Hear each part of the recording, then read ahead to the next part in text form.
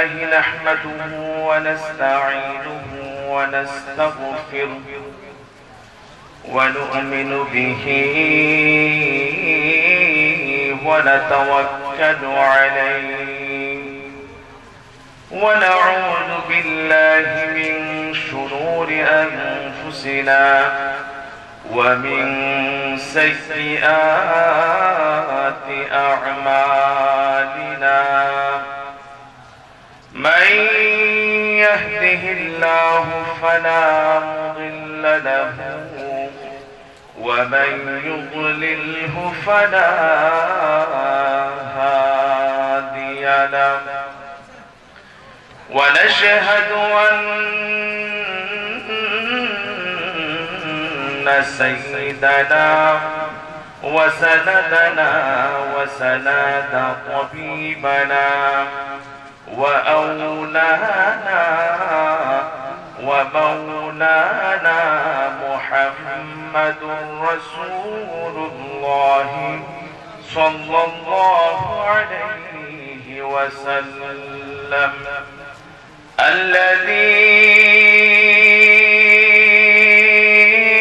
الذي أرسله بالحق بشيرا ونذيرا وداعيا إلى الله بإذنه وسراجا منيرا أعوذ بالله من الشيطان الرجيم بسم الله الرحمن الرحيم يا أيها الذين آمنوا لا تلهكم أموالكم ولا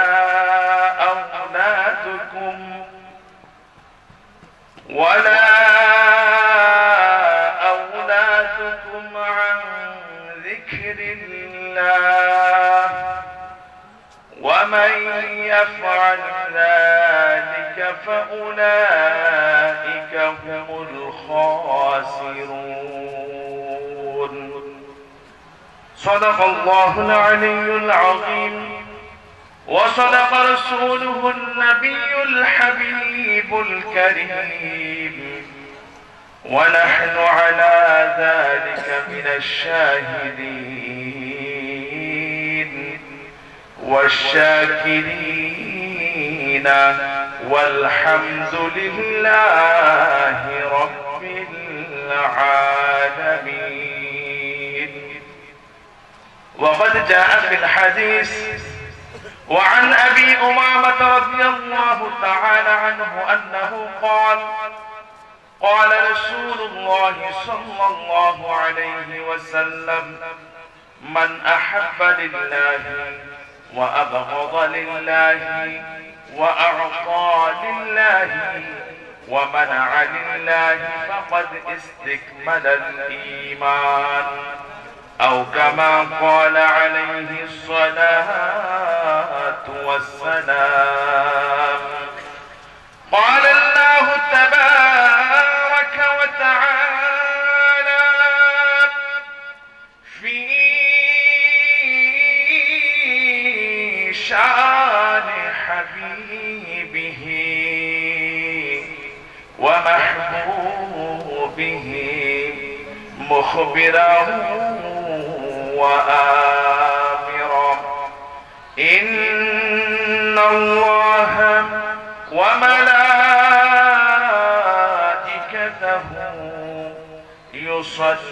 يصلون على النبي يا أيها الذين آمنوا صلوا عليه وسلموا تسليما.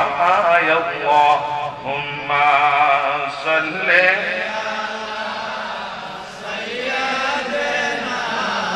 مولانا محمد وعلى মাওলানা মন আমার কাঁদে রে, মন আমার কাঁদে রে, দিল আমার কাঁদে রে, যেতে সোনার মদিনা। মন আমার কাঁদে রে, দিল আমার কাঁদে রে, মন আমার কাঁদে রে, দিল আমার কাঁদে রে, যেতে সোনার মদিনা। ওই মদিনার পথের ধুলি, ওই মদিনার পথের ধুলি, জোড়ায় মন বেদনা। মন আমার কাঁদে রে, দিল আমার কাঁদে রে, মন আমার কাঁদে রে, দিল আমার কাঁদে রে, যেতে সোনার মদিনায়। আল্লাহুম্মা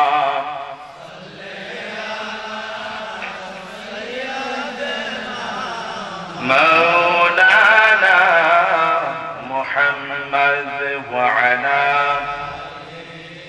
سيدنا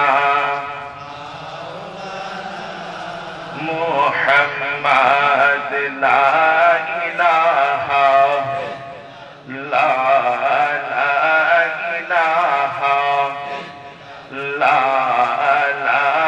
إله إلا الله لا إله لا إله إلا الله لا إله لا إله إلا الله لا إله لا إله لا إله لا إله حسبي ربي جل الله ما في قلبي غير الله حسبي ربي لا ما في قلبي غير الله نور محمد لا نور محمد لا إله إلا الله لا إله لا إله لا إله لا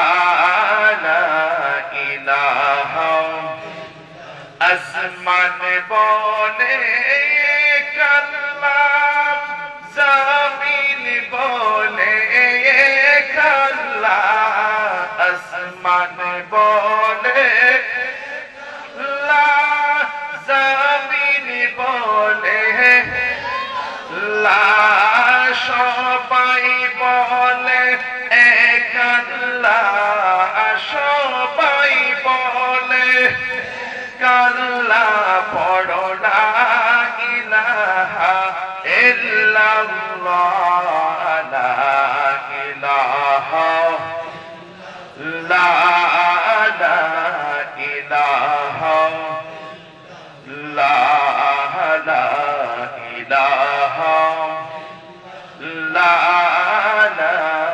ইলাহা লা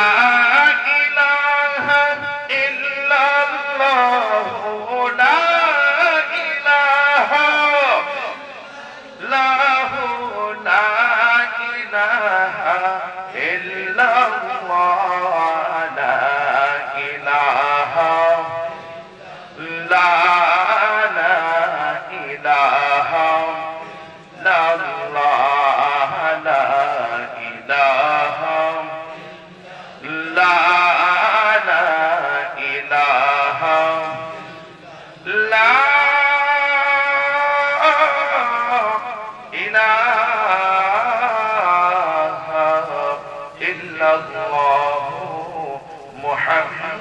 মুহাম্মাদুর রাসূলুল্লাহ সাল্লাল্লাহু আলাইহি ওয়াসাল্লাম। रहनुमाए शरीयत व तरीक़त मुर्शिद बरहक उस्तादुल उलमा कुतुबुल इरशाद हज़रतुल अल्लामा शाह सूफी अलहाज मुफ्ती मुनीरुद्दीन रहमतुल्लाहि अलैहि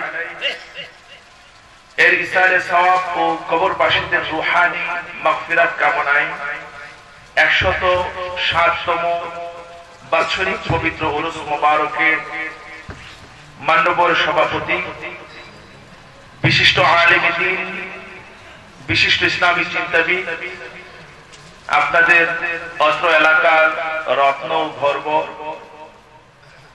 आशिक रसूल हजरतुल अल्लाह हजरत मौलाना काजी मुहम्मद फुरकानुद्दीन साहिब मद्दिसिल्लाहुल आली दामत बरकतुहुल आलिया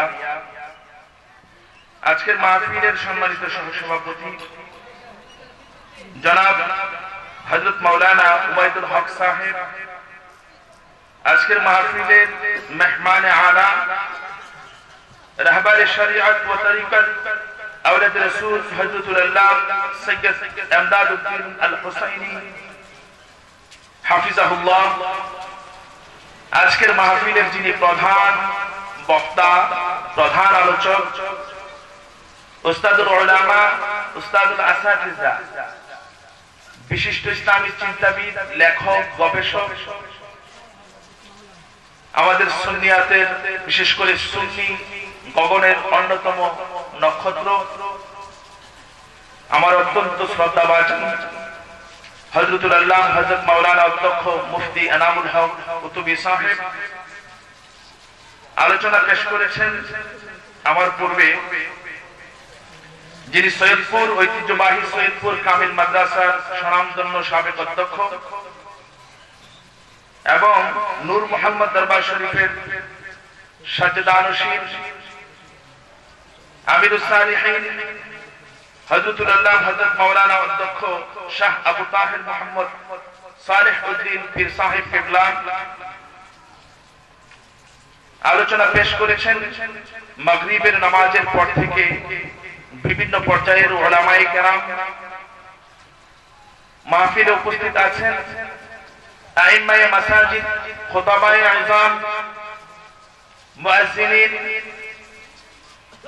তুলাবায়ে আযম স্কুল কলেজ ইউনিভার্সিটি বিভিন্ন পর্যায়ের আমার ছাত্র বন্ধুরা বিভিন্ন এলাকা থেকে আগত আমার সরল মনা সুন্নি ভাই ও বাবারা পর্দানশীন আমার মা ও বোনেরা সবার প্রতি আবার সালাম আসসালামু আলাইকুম ওয়া রাহমাতুল্লাহি তাআলা ওয়া বারাকাতুহু। মহান আল্লাহ রাব্বুল আলামিনের দরবারে অসংখ্য অগণিত শুকরিয়া জ্ঞাপন করছি এই জন্য যে আল্লাহ রাব্বুল আলামিন আমাদেরকে দয়া করে মায়া করে অত্যন্ত মোহাব্বত করে এইরকম একটি গুরুত্বপূর্ণ মাসে বিশেষ করে যে মাসটা পবিত্র রমজানের আগের মাস, যে মাস সম্পর্কে রাসূল বলেছেন আশ-শাবানু শাহরি, এই শাবান মাসটা হলো আমি নবীজির মাস। জোরে বলি সুবহানাল্লাহ। রজবু শাহরুল্লাহ, আর রজব মাসটা হলো আল্লাহর মাস। ওই রকম একটা গুরুত্বপূর্ণ মাসে আমাদের কতিপয় নাচিস নালায়েক গুনাহগার বান্দাদেরকে একটি জান্নাতি প্যান্ডেলের নিচে আলোচনা করার, আলোচনা শোনার, উপস্থিত থাকার এবং এই উরুস মাহফিলকে কেন্দ্র করে বিভিন্ন পর্যায়ে সহযোগিতা করার আল্লাহ রাব্বুল আলামিন আমাদেরকে তৌফিক এনায়েত করেছেন। এই জন্য আল্লাহ রাব্বুল আলামিনের দরবারে কালিমাতুশ শুকর একবার আদায় করে নিচ্ছি আলহামদুলিল্লাহ। আমরা আল্লাহ রাব্বুল আলামিনের পক্ষ থেকে বিশেষ নিয়ামত প্রাপ্ত।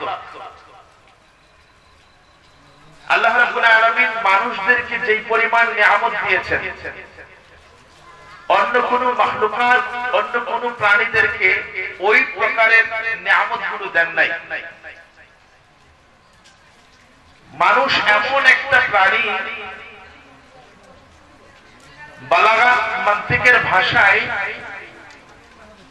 মানুষদেরকে বলা হয়েছে হাইওয়ানুন নাতিক। এমন এক প্রকারের প্রাণী যেই প্রাণী মানুষের ভাষা, কারো ভাষা বুঝে, একে অপরের ভাষা বুঝে, একে অপরকে বুঝাইতে পারে। আল্লাহ রাব্বুল আলামিন অসংখ্য অগণিত মাখলুকাত সৃষ্টি করেছেন। শুধুমাত্র জান্নাত এবং জাহান্নামের জন্য দুই শ্রেণীর মাখলুকাতগুলোকে আল্লাহ রাব্বুল আলামিন মুকাররার করেছেন। এক শ্রেণীর মাখলুকাত যাদেরকে বলা হয়েছে জিন, আবার অপর শ্রেণীর মাখলুকাত যাদেরকে বলা হয়েছে ইনসান। আল্লাহ রাব্বুল আলামিন ওই সমস্ত মাখলুকাত তাদের একটাকেও আল্লাহ রাব্বুল আলামিনের ইবাদত করার জন্য নির্ধারণ করেন নাই। আল্লাহ সুবহান যাদেরকে ইবাদত করার জন্য নির্ধারিত করেছেন তারা হলো ওই তারা যাদের জন্য আল্লাহ রাব্বুল আলামিন জান্নাত এবং জাহান্নামকে মুকাররার করেছেন। জোরে বলি সুবহানাল্লাহ। আমি অল্প কিছু সময় আপনাদের সাথে কিছু আলোচনা পেশ করব। আল্লাহ রাব্বুল আলামিন আমাদেরকে এই পৃথিবীতে পাঠানোর উদ্দেশ্য, আল্লাহ রাব্বুল আলামিন আমাদেরকে এই পৃথিবীতে পাঠানোর একমাত্র উদ্দেশ্য হলো যে আমরা আল্লাহ রাব্বুল আলামিনের ইবাদত করব। কিন্তু দুঃখের বিষয় যে আল্লাহ পাঠিয়েছেন আমাদেরকে ইবাদত করার জন্য, আর তার পিছনে আরেকটা কারণ হলো যে আল্লাহ রাব্বুল আলামিন যে সর্বশক্তিমান, তিনি যে মাহবুব, তিনি যে খালেক, তিনি যে রাজ্জাক, তিনি যে হায়াতের মালিক, তিনি যে মউতের মালিক, ওই সমস্ত বিষয়গুলো আল্লাহ রাব্বুল আলামিনের সর্বশক্তিমানের দিকটাকে নিজে প্রকাশিত হওয়ার জন্য আল্লাহ রাব্বুল আলামিন বিশেষ করে মানুষ এবং অন্যান্য মাখলুকাতগুলোকে সৃষ্টি করেছেন। আল্লাহ রাব্বুল আলামিন আমাদেরকে পবিত্র কোরআন শরীফের মধ্যে বলেছেন, ওয়ামা খালাকতুল জিন্না ওয়াল ইনসা ইল্লা লিয়াবুদুন। আমি শুধুমাত্র জিন এবং ইনসান এই দুইটা জাতিকে আমি আল্লাহ রাব্বুল আলামিনের ইবাদত করার জন্য বলেছি।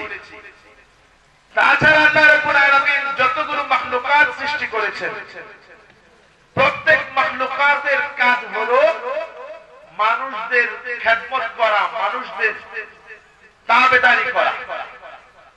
দেখবেন আল্লাহ রাব্বুল আলামিন মশা বানাইছেন। মশা যদিও আমাদেরকে সাময়িকভাবে কামড় দেয়, কিন্তু মশা বানানোর পিছনে আল্লাহ রাব্বুল আলামিনের একটা হিকমত আছে। দেখবেন যে এই মশার কামড় থেকে আমরা বাঁচার জন্য আমরা মশারি ব্যবহার করি, কোয়েল ব্যবহার করি, স্প্রে ব্যবহার করি, ইলেকট্রিক বিভিন্ন মেশিনারিজগুলো ব্যবহার করি। ওই সমস্ত বস্তুগুলোকে তৈরি করার জন্য আল্লাহ রাব্বুল আলামিন অনেকগুলো মানুষের কর্মসংস্থানের ব্যবস্থা করে দিয়েছেন। আল্লাহ রাব্বুল আলামিন সাপ বানাইছেন মানুষকে। আমরা মনে করি সাপ শুধুমাত্র আমাদেরকে ধ্বংস দেয়, এমনটা নয়, বরঞ্চ সাপের বিষের মাধ্যমে আমাদের বিজ্ঞানীরা তাদের বিষগুলোকে রিফাইন করে আমাদের জন্য মেডিসিন বানায়। আল্লাহ রাব্বুল আলামিন, আমি সংক্ষেপে শুধুমাত্র বললাম যে সমস্ত কিছুকে, রাউন্ডিং সামথিং এন্ড এভরিথিং, আল্লাহ রাব্বুল আলামিন সমস্ত কিছুকে বানিয়েছেন মানুষদের খেদমত করার জন্য। চিৎকার মেরে বলি সুবহানাল্লাহ। আপনি এবং আমার ইবাদতগুলো যদি আল্লাহ রাব্বুল আলামিনের দরবারে কবুল হতে হয়, তাহলে আমাদেরকে সবার আগে যে জায়গাটা আমাদেরকে নির্ধারণ করতে হবে, সেই জায়গাটার নাম হলো আমরা মুমিন এবং মুসলমান হতে পারলাম কিনা। আপনি এবং আমি যদি মুসলমান না হই, যদি মুমিন না হই, আল্লাহকে যদি বিশ্বাস না করি, রাসূল আকরাম সাল্লাল্লাহু আলাইহি ওয়াসাল্লামের রিসালাতকে যদি বিশ্বাস না করি, যদি আমরা ফেরেশতাদেরকে বিশ্বাস না করি এবং অন্যান্য আনসিন ম্যাটারসগুলোকে যদি বিশ্বাস না করি, আল্লাহ রাব্বুল আলামিন পবিত্র কোরআন শরীফের মধ্যে বলেন ওয়ামা হুম বিমুমিনিন, কারণ তারা কি নয়, মুমিন নয়।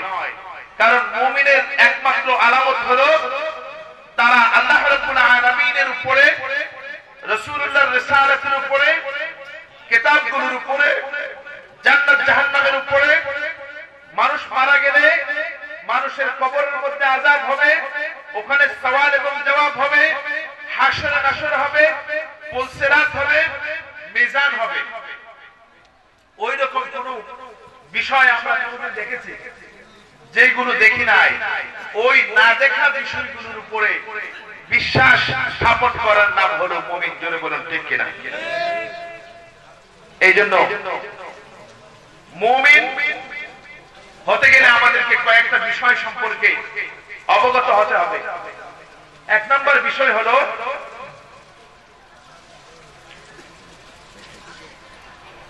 রাসূল আকরাম সাল্লাল্লাহু আলাইহি ওয়াসাল্লামকে জিজ্ঞাসা করলেন, ইয়া রাসূলুল্লাহ, ইয়া হাবিবাল্লাহ, মাল ঈমান, ঈমান কি জিনিস? আল্লাহর হাবিব বললেন তিনটা জিনিসের নাম হলো ঈমান। কয়টা জিনিসের নাম? এক নাম্বার আল ইকরার বিল লিসান, মানুষের জবানের মাধ্যমে যে কয়েকটা বিষয়গুলোর কথা বলেছি, ওই সমস্ত বিষয়গুলোকে স্বীকৃতি দিতে হবে।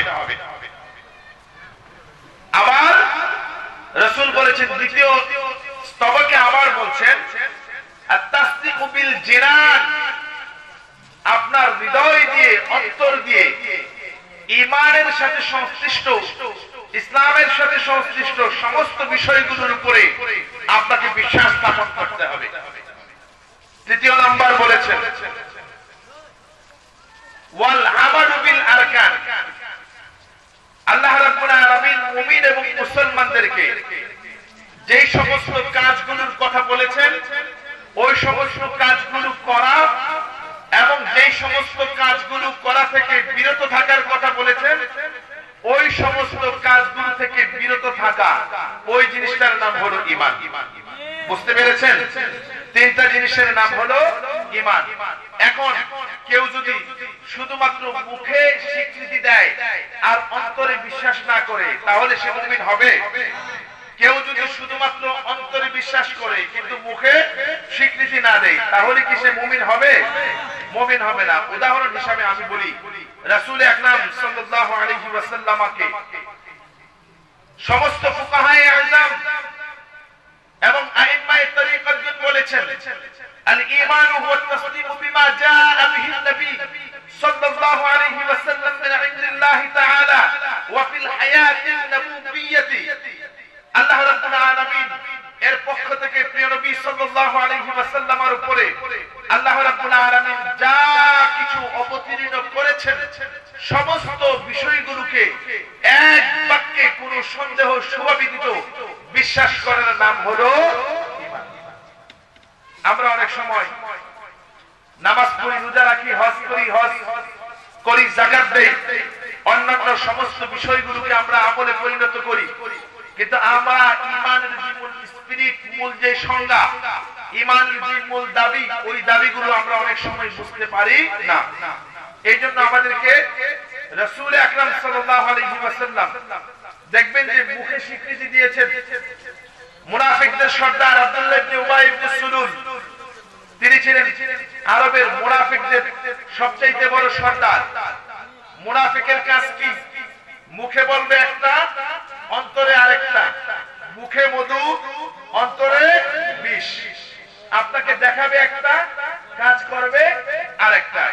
মুনাফিকদের সর্দার আব্দুল্লাহ ইবনে উবাই ইবনে সুলুল, সে কি করেছেন? রাসূল আকরাম সাল্লাল্লাহু আলাইহি ওয়াসাল্লাম যেই মিম্বারের মধ্যে নামাজ আদায় করেছেন, আল্লাহর হাবিবের ঠিক সরাসরি পিছনে আব্দুল্লাহ ইবনে উবাই নামাজ পড়ার জন্য দাঁড়িয়েছেন। আব্দুল্লাহ ইবনে উবাই রাসূল আকরাম যখন সাহাবায়ে আজমাইনদেরকে হাফলা এরকম সুন্দর করে মাহফিল করে সাহাবায়ে আজমাইনদেরকে আলোচনা করেন, জান্নাতের কথা বলেন আর জাহান্নামের কথা বলেন, রাসূল আকরাম সাল্লাল্লাহু আলাইহি ওয়াসাল্লাম জান্নাতের কথাগুলো সে শুনে শুনে সুঘ্রাণ দিতেন, আর জাহান্নামের আযাবের কথা শুনে, ভয়গুলোর কথা শুনে শুনে সে তার চোখ দিয়ে ঝরঝর করে পানি আসতেন। তাফসীর ইবনে কাসিরের মধ্যে আল্লামা ইমাদউদ্দিন ইবনে কাসির রাহমাতুল্লাহি আলাইহি তিনি অত্যন্ত সুন্দর করে বর্ণনা করছেন যে আব্দুল্লাহ ইবনে উবাইয়ের চরিত্র কেমন ছিল। রাসূল আকরামের সামনে থেকে যখন সে ওয়াজগুলো শুনতেন, ওয়াজগুলো শুনে তার চোখ থেকে এমন ভাবে পানি পড়তেন, তার দাড়িগুলো বেয়ে তার নিচের যে মাটিটা আছে মাটিটা পর্যন্ত ভিজে যেতেন। জোরে বলি নাউযুবিল্লাহ। এই আব্দুল্লাহ ইবনে উবাইয়ের ব্যাপারে আল্লাহ রাব্বুল আলামিন পবিত্র কোরআন শরীফের আয়াত নাযিল করেছেন, ওয়া ইযা লাকুল লাযীনা আমানু ক্বালু আমান্না ওয়া ইযা খালাউ ইলা শায়াতিনহিম ক্বালু ইন্না মা'আকুম ইন্নামা নাহনু মুস্তাহজিউন।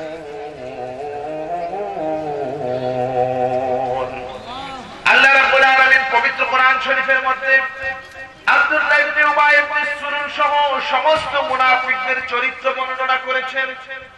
আব্দুল্লাহ ইবনে উবাই ইবনে সুলুল আল্লাহর হাবিবের সাথে যখন থাকতেন সাহাবায়ে আজমাইনদের সকলকে বলতেন, আমি এতদিন পর্যন্ত কাফের এবং মুশরিকদের দলের মধ্যে ছিলাম, আমি রাসূলুল্লাহর কাছে যখন চলে এসেছি, আল্লাহর হাবিবের সংস্পর্শে যখন চলে এসেছি, আমি মুমিন এবং মুসলমানদের সাথে যখন চলে এসেছি, আমি তোমাদের সাথেই আছি। আমি তোমাদেরকে ওয়াদা দিলাম, আজ থেকে আমি ওই সমস্ত দুষ্ট কাফের এবং মুশরিকদের সাথে আমি আব্দুল্লাহ ইবনে উবাই ইবনে সুলুল কোনদিন মিশবো না। জোরে বলি নাউযুবিল্লাহ। ওই আব্দুল্লাহ ইবনে উবাই ইবনে সুলুল রাসূল আকরাম সাল্লাল্লাহু আলাইহি ওয়াসাল্লামের মিটিং গুলো থেকে যখন একটু দূরে সরে চলে যেতেন, কাফের এবং মুশরিকদের সাথে যখন মিলিত হতেন, কাফের এবং মুশরিকরা যখন তাকে আবার বলতো, ও আব্দুল্লাহ ইবনে উবাই, তোমাকে তো মুমিন এবং মুসলমান তথা রাসূল আকরামের সাথে তোমাকে দেখেছি, তুমি তাদের সাথে ঈমান এনেছো, বড় স্বীকৃতি দিয়েছো। ওই আব্দুল্লাহ ইবনে উবাই ওই সমস্ত কাফের এবং মুশরিকদেরকে বলে, ও আমার বন্ধুরা, ও আমার সাথীরা, ও আমার পাড়া প্রতিবেশীরা, তোমরা শুনে রাখো, আমি মুহাম্মদ এবং তার অনুসারীদের কাছে শুধুমাত্র একটা কারণে গিয়েছি, যে আমি তাদেরকে যাচাই করতে চেয়েছি আর আমি তাদের সাথে উপহাস করার জন্য গিয়েছি। জোরে জোরে বলি নাউযুবিল্লাহ। ওই সমস্ত কাফের এবং মুশরিকদের সাথে সে তার সৌহার্দ্যপূর্ণ আচরণগুলো প্রকাশ করেছে। এই জন্য আল্লাহ রাব্বুল আলামিন কাফের এর চাইতে মুনাফিকদের জাহান্নাম জাহান্নামের আরো অতল গহ্বরের মধ্যে রেখেছেন। আল্লাহ রাব্বুল আলামিন পবিত্র কোরআন শরীফের মধ্যে বলেছেন, ইন্নাল মুনাফিকিনা ফিদ-দারকিল আসফালি মিনান নার। জোরে বলি নাউযুবিল্লাহ। মুনাফিকদের জায়গা কোথায়? মুনাফিকদের জায়গা শুধু জাহান্নামে এমনটি নয়, মুনাফিকদের জায়গা হলো জাহান্নামের সবচেয়ে নিচে। জোরে বলি নাউযুবিল্লাহ। আপনার একটি বাড়ি নির্মাণ করেছেন, ওই বাড়িটি যদি 12 তলা কিংবা 15 তলা হয়, সবার নিচে যে জায়গাটা থাকে ওইটার নাম থাকে টাঙ্কি। ঠিক না? টাঙ্কি থাকে না? আপনারা নিচে কি করেন? আন্ডারগ্রাউন্ড পুরোটার মধ্যে টাঙ্কি থাকে। ওই পুরো টাঙ্কি তার মানে কি, যতগুলো জাহান্নাম আছে, জাহান্নামের যতগুলো স্তর আছে, জাহান্নামের মানুষদের, জাহান্নামে যারা শাস্তি ভোগ করবে তাদের যত পুষ থাকবে, তাদের যত রক্তগুলো, পচা রক্তগুলো থাকবে, তাদের যত ময়লা এবং আবর্জনাগুলো থাকবে, সমস্ত আবর্জনাগুলো যখন নিচে থাকবে, আর মুনাফিকদের জায়গাগুলোকে আল্লাহ রাব্বুল আলামিন ওই রকম জাহান্নামী সমস্ত নর্তকী জাহান্নামীদের সকলের নিচে আল্লাহ রাব্বুল আলামিন মুনাফিকদের জায়গা করে দিয়েছেন। জোরে বলি নাউযুবিল্লাহ। তার মানে কি, মুনাফিকরা দেখবেন যে চেহারা অনেক সুন্দর, মাঝে মাঝে দেখবেন যে আখাউড়া দিয়া গাজীর বাজারের দিকে অনেকে যায়, আছে না? চেহারা অনেক অনেক দেখবেন যে চেহারা অনেক সুন্দর। আমি শ্রীপুর ফাজিল মাদ্রাসায় চাকরি করি, আমি অনেক সময় দেখি যে এত স্মার্ট ছেলেরা, দেখতে মনে হয় রাজপুত্রের মতো, কিন্তু দেখি আখাউড়া রেল ক্রসিং এর এখানে বৈশা বৈশা কি কি করে সব আমরা তাদের পিছিয়ে। আছে না এরকম? এই সন্তানগুলো কারা? আমাদের সন্তান। দেখবেন যে আপনি যদি কাউকে শত্রু মনে করেন তাহলে আপনি তার ব্যাপারে সচেতন থাকতে পারবেন, কিন্তু আপনি যাকে বন্ধু ভেবেছেন, আপনাকে নিয়ে গিয়েছে দোস্ত চলো আখাউড়া নতুন একটা রেলওয়ে স্টেশনের ব্রিজ হয়েছে, ওই ব্রিজটা সুন্দর, ব্রিজটা দেখে আসি, অথচ তুমি তাকে বন্ধু ভেবে তার সাথে ব্রিজ দেখতে গেলা, আর সেই বন্ধু তোমার সাথে প্রতারণা করে ব্রিজ থেকে ধাক্কা দিয়ে তোমাকে নিচে ফেলে দিয়ে সে তোমাকে হত্যা করে ফেললো। এই জন্য বন্ধু যদি শত্রু হয়, শত্রু হিসাবেই চিহ্নিত করো, আর যদি বন্ধুর রূপ ধারণ করো, আর সেই বন্ধুর রূপ ধারণ করে যদি ক্ষতি করে, তাহলে এটা হলো মুনাফিক। এটা কি? আমরা উহুদের যুদ্ধের ইতিহাস সকলেই জানি। আমি একটু পানি খাচ্ছি, আমি অসুস্থ গত 2 দিন ধরে। সকলে একটু দরুদ শরীফ পড়ি। আল্লাহুম্মা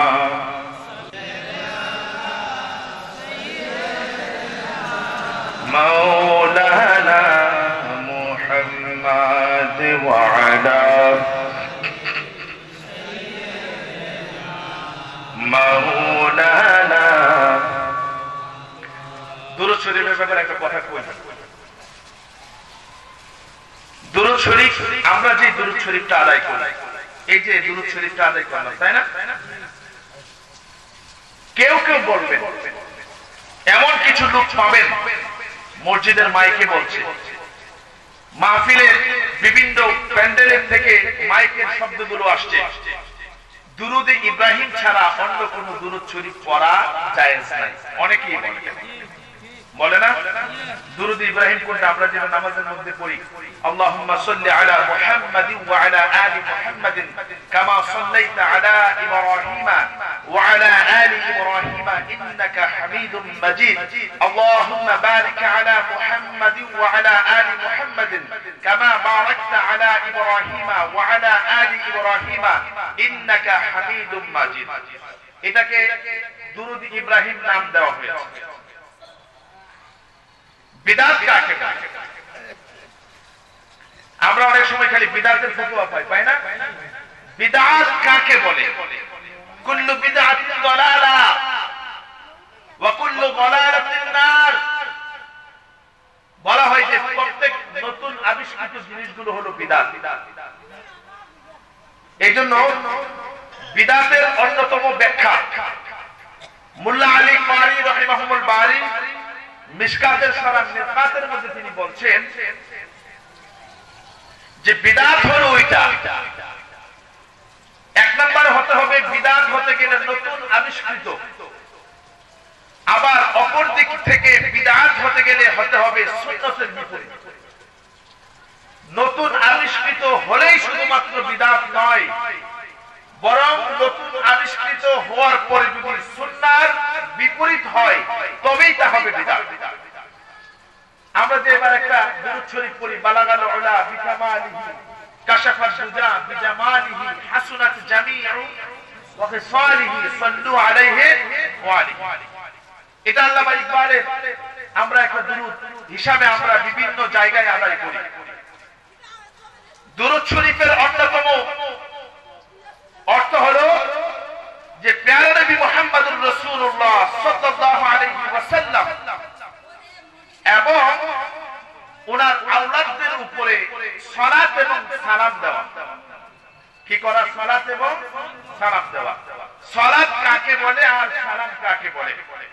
সালাত হলো যে আমরা যে দুরূদ শরীফটা আদায় করি, আর সালাম হলো যেটা আমরা সালাম দেই। এইজন্য ইমাম ইবনে হাজার হাইসামি রাহমাতুল্লাহি আলাইহি এবং ইমাম নববী রাহমাতুল্লাহি আলাইহি পবিত্র কোরআন শরীফের সূরা আহজাবের এই আয়াতে ইন্নাল্লাহা ওয়া মালাইকাতাহু ইউসাল্লুনা আলান নবী ইয়া আইয়ুহাল্লাযীনা আমানু সাল্লু আলাইহি ওয়া সাল্লিমু তাসলিমা, এই আয়াতের ব্যাখ্যায় তাফসীরে মারিফুল কোরআন যেই তাফসীরটা লিখেছেন পাকিস্তানের ডক্টর এবং জাস্টিস তাকি উসমানী, ওনার বাবা মুফতি মোহাম্মদ শফি, উনি ওই তাফসীরটা লিখেছেন। ওই তাফসীরের এই আয়াতের ব্যাখ্যায় বলা হয়েছে ওই ধরনের দুরূদ শরীফ পড়া নামাজ ব্যতীত অন্য জায়গায় মাকরুহ। বলেছেন দুইজন, এক নম্বর হলো ইমাম ইবনে হাজার হাইসামি রাহমাতুল্লাহি আলাইহি, আর দ্বিতীয় জন হলো আল্লামা ইমাম নববী রাহমাতুল্লাহি আলাইহি। ওনারা বলছেন যে এমন দুরূদ নামাজ ব্যতীত অন্য জায়গায় পড়া মাকরুহ যেই দুরূদ শরীফের মধ্যে শুধুমাত্র সালাত আছে আর যেই দুরূদের মধ্যে সালাম নাই। এজন্য দেখবেন আমরা যখন দুরূদ শরীফগুলো আদায় করি সালাতের সাথে সালাম দিই। এখন যদি ফতোয়া দিতে হয় আপনারা ওই দুজনকে ফতোয়া দেন।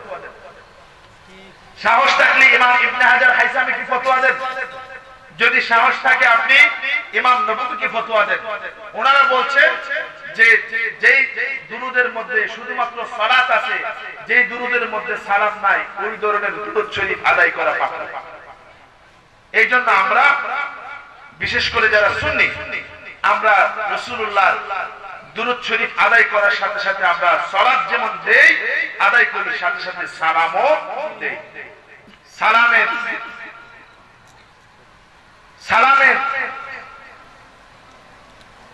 যে মূল বিষয়, আমি যখন সালাম দিব আপনাকে, আপনি যখন আমাকে সালাম দিবেন, আমি আমার চাইতে মর্যাদা সম্পন্ন ব্যক্তি যদি আমার সামনে আসে, আমি যখন সালাম দিব তখন সালামটা কি বসে দেওয়াটা আদব হবে? রাসূল আকরাম সাল্লাল্লাহু আলাইহি ওয়াসাল্লামকে আমরা যারা সুন্নি আছি আমরা কি করি? সালাম দেই। যখন সালাম দেই তখন একটু দাঁড়িয়ে সালাম দেই। এই সালামটা আমাদের গজব, আমাদের রাগ থেকে নয়, এই সালামটা আমরা মুহাব্বত করে ভালোবেসে আমরা এই সালাম দেই। এখন আপনি বলবেন মুহাব্বত করলেই যা ইচ্ছে তা করবেন, তা জায়েজ নাই। আমি কওমি মাদ্রাসা বিশেষ করে উলামায়ে হিন্দ কা শানদার মাজি একখানা কিতাব রয়েছে যেটা দারুল উলুম দেওবন্দে, ওই কিতাবটা পড়ানো হয় ইতিহাস হিসাবে। ভারতীয় উপমহাদেশের সমস্ত বিখ্যাত উলামায়ে কেরামদের জীবনীগুলো এই কিতাবের মধ্যে আলোচিত হয়েছে। হযরতুল আল্লাহ হযরত মাওলানা মাহমুদুল হাসান মাদানী, ওনার একটা আমল ছিল, উনি কি করতেন, প্রায় 26 বছর পর্যন্ত আল্লাহর হাবিব সাল্লাল্লাহু আলাইহি ওয়াসাল্লামের রওজা আতহারের সামনে তিনি হাদিস শরীফগুলো দার্স দিতেন। হুসাইন আহমদ মাদানী প্রায় 26 বছর পর্যন্ত সেখানে দার্স দিতেন। এখন যিনি 26 বছর পর্যন্ত রাসূলুল্লাহর রওজা আতহারের সামনে বসে থেকে ছাত্রদেরকে দার্সগুলো দিতেন, ওনার একটা আমল ছিল তাহাজ্জুদের দার্স দিতে দিতে তাহাজ্জুদের ওয়াক্ত যখন হয়ে যেত, ছাত্রদেরকে যখন ওনার মাজলিস থেকে বিদায় করে দিতেন, ওই জায়গায় যতগুলো ধুলাবালি লেগে আছে ওই ধুলাবালিগুলোকে উনি পরিষ্কার করতেন ওনার দাড়িগুলো দিয়ে। যদি বলি সুবহানাল্লাহ। এখন আপনি বলেন, আপনি যে রাসূলুল্লাহর রওজা আতহারকে আপনার দাড়ি দিয়ে পরিষ্কার করলেন, এটা আপনি কোন হাদিসের মধ্যে, কোন কিতাবের মধ্যে, কোন আবেগের মধ্যে, কোন দলিলে করেন? আমরা বলি যেই দলিলের মাধ্যমে আপনি রাসূলুল্লাহর ভালোবাসা প্রকাশ করতে যে আপনার দাড়ি দিয়ে রাসূল আকরামের রওজা আতহারকে পরিষ্কার করেছেন, আমরা বলি রাসূলুল্লাহর প্রতি ভালোবাসা স্থাপন করতে দিয়া আমরা আল্লাহর হাবিবকে সালাম দেওয়ার সময় দাঁড়িয়ে দাঁড়িয়ে সালাম দেই। যদি বলেন ঠিক কিনা? আমি আলোচনা করছিলাম, এটা দুরূদ শরীফের আলোচনায় চলে এসেছে। আমি বলছিলাম আব্দুল্লাহ ইবনে উবাইয়ের কথা। আব্দুল্লাহ ইবনে উবাই রাসূলুল্লাহকে সে জানতেন, সে তার আল্লাহর হাবিব সাল্লাল্লাহু আলাইহি ওয়াসাল্লাম তিনি নবী এবং রাসূল জানার পরেও তার মন থেকে তিনি বিশ্বাস করতেন না, বরং মানুষদের সামনে আল্লাহর হাবিবকে তিনি নবী এবং রাসূল বলে মুখ দিয়ে স্বীকৃতি দিয়েছিলেন। অন্তরের মাধ্যমে আল্লাহর হাবিবকে স্বীকৃতি না দেওয়ার কারণে আল্লাহ রাব্বুল আলামিন বলেন তুমি মুমিনদের অন্তর্ভুক্ত। তাহলে মুমিন হইতে গেলে অন্তত দুইটা জিনিসের সমন্বয় লাগবে। এক নাম্বার হলো ইকরার বিল লিসান, দুই নাম্বার হলো আত-তাসদীক বিল জিনান। রাসূল আকরামের চাচা, ওনার নাম ছিল আবু তালেব। এই আবু তালেব আল্লাহর হাবিব জন্মের পর থেকে আবু তালেবের ইন্তেকাল পর্যন্ত আল্লাহর হাবিব সাল্লাল্লাহু আলাইহি ওয়াসাল্লামকে যত ধরনের শেল্টারের প্রয়োজন আল্লাহর হাবিবকে দিয়েছেন। রাসূলুল্লাহকে শেল্টার দিতে দেয়া এই আবু তালিব, শিয়াবে আবু তালিবের মধ্যে রাসূলুল্লাহর সাথে প্রায় 3.5 বছর পর্যন্ত জেল খেটেছে। শুধু তাই নাই, আল্লাহর হাবিবকে শেল্টার দিতে দেয়া আরবের কাফের এবং মুশরিকদের কাছে আবু তালিব বিভিন্ন সময় লাঞ্ছিত হয়েছে। ওই আবু তালিব যখন ইন্তেকালের সময় এসেছে, আল্লাহর হাবিব যখন বুঝতে পারলেন যে আবু তালিব ইন্তেকাল করবেন, চাচা ইন্তেকাল করবেন, রাসূল আকরাম সাল্লাল্লাহু আলাইহি ওয়াসাল্লাম আবু তালিবের কাছে এসেছেন, বলেন, চাচা আপনি তো জানেন যে আল্লাহ এক, আপনি তো জানেন আমি মুহাম্মদ আল্লাহর পক্ষ থেকে প্রেরিত নবী এবং রাসূল, সুতরাং চাচা আপনি শুধু একবার বলেন লা ইলাহা ইল্লাল্লাহ মুহাম্মাদুর রাসূলুল্লাহ। হাদিস শরীফের মধ্যে এসেছে, চাচা শুধু আপনি একবার বলেন লা ইলাহা ইল্লাল্লাহ, কারণ রাসূল বলেছেন মান ক্বালা লা ইলাহা ইল্লাল্লাহ ফাদাখালাল জান্নাহ। শুধুমাত্র যদি কেউ ওই রকম কঠিন সিচুয়েশনে শুধু যদি একবার রাসূলুল্লাহর ভালোবাসাকে সামনে রেখে জবান থেকে মুহাম্মাদুর রাসূলুল্লাহ শব্দটা কোনো কারণে উচ্চারিত নাও হয়, শুধুমাত্র যদি লা ইলাহা ইল্লাল্লাহ উচ্চারিত হয়, আল্লাহ রাব্বুল আলামিন তার অন্তরে রাসূলের ভালোবাসা এবং স্বীকৃতি থাকার কারণে শুধুমাত্র লা ইলাহা ইল্লাল্লাহ শব্দের মাধ্যমে তাকে জান্নাত দিয়ে দিবেন। জোরে বলি সুবহানাল্লাহ। রাসূল বললেন, চাচা আপনি একবার বলেন লা ইলাহা ইল্লাল্লাহ মুহাম্মাদুর রাসূলুল্লাহ, বারবার বলেন রাসূল, চাচা আপনি একবার বলেন লা ইলাহা ইল্লাল্লাহ মুহাম্মাদুর রাসূলুল্লাহ। চাচা আমি আপনাকে কবরে, হাসরে, মিজানে, ফুলসিরাতে প্রত্যেকটা জায়গায় আমি রাসূলুল্লাহ আপনার কাছে দাঁড়িয়ে দাঁড়িয়ে আপনার সমস্ত অপরাধগুলোকে আল্লাহ রাব্বুল আলামিনের কাছে সুপারিশ করে, মার্জনা করে আমি আপনাকে জান্নাতের মধ্যে নিয়ে যাব। জোরে বলি সুবহানাল্লাহ। আল্লাহ রাব্বুল আলামিন পবিত্র কোরআন শরীফের মধ্যে আয়াত নাযিল করে দিলেন, ইন্নাকা লা তাহদি মান আহবাবতা। ওগো রাসূল, আমি আল্লাহ রাব্বুল আলামিনের কাছে হলো হেদায়েতের চাবি। ওগো নবীজি, আমি আপনাকে আল্লাহ রাব্বুল আলামিন পাঠিয়েছি মানুষদের কাছে কালেমার দাওয়াত দেওয়ার জন্য। ওগো নবীজি, আপনি মানুষদের কাছে এই বলে কালেমার দাওয়াত দিবেন, আমি আল্লাহ রাব্বুল আলামিন এক, আমার কোন দ্বিতীয় কোন অংশীদার নাই, আমার কোন সন্তান নাই, আমার কোন সন্ততি নাই, আমার কোন সম্পদ নাই, আমি আল্লাহ রাব্বুল আলামিন সমস্ত কিছুর ঊর্ধ্বে, আর আপনি মুহাম্মাদুর রাসূলুল্লাহ সাল্লাল্লাহু আলাইহি ওয়াসাল্লাম আল্লাহ রাব্বুল আলামিনের কাছ থেকে সর্বশেষ প্রেরিত নবী এবং রাসূল। জুড়ে বলি সুবহানাল্লাহ। আল্লাহ রাব্বুল আলামিন রাসূলকে বলেন, ইন্নাকা লা তাহদি মান আহবাবতা। ওগো রাসূল, হেদায়েতের মালিক হলাম আমি, শুধুমাত্র একমাত্র আল্লাহ। আর আপনি যদি কাউকে চান হেদায়েত দিবেন, সেই ক্ষমতা আমি আল্লাহ রাব্বুল আলামিনের কাছে রেখে দিয়েছি। জোরে বলি সুবহানাল্লাহ। এখানে আমি যে মূল আলোচনাটা করছিলাম, আল্লাহ রাব্বুল আলামিনের মুমিন হিসেবে নিজেদেরকে গণ্য যদি করতে চাই, তাহলে আমাদেরকে ওই বিষয়টা নিতে হবে, অন্তরে বিশ্বাস করতে হবে ওই আবু তালেব আল্লাহর হাবিব সাল্লাল্লাহু আলাইহি ওয়াসাল্লাম আল্লাহ রাব্বুল আলামিনের পক্ষ থেকে প্রেরিত নবী এবং রাসূল। ওই কথাটা তার অন্তর দিয়ে বিশ্বাস করার পরেও মুখ দিয়ে বিশ্বাস না করার কারণে আল্লাহ রাব্বুল আলামিন কোরআন শরীফের মধ্যে বলেন, ওয়া মা হুম বিমুমিনিন।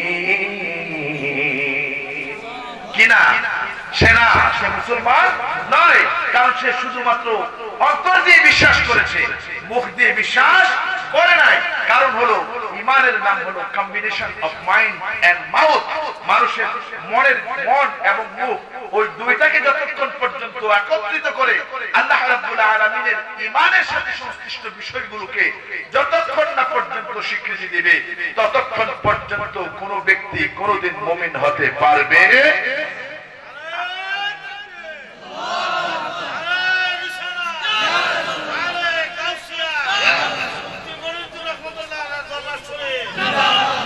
মুমিন হতে গেলে আরেকটা জিনিস লাগে।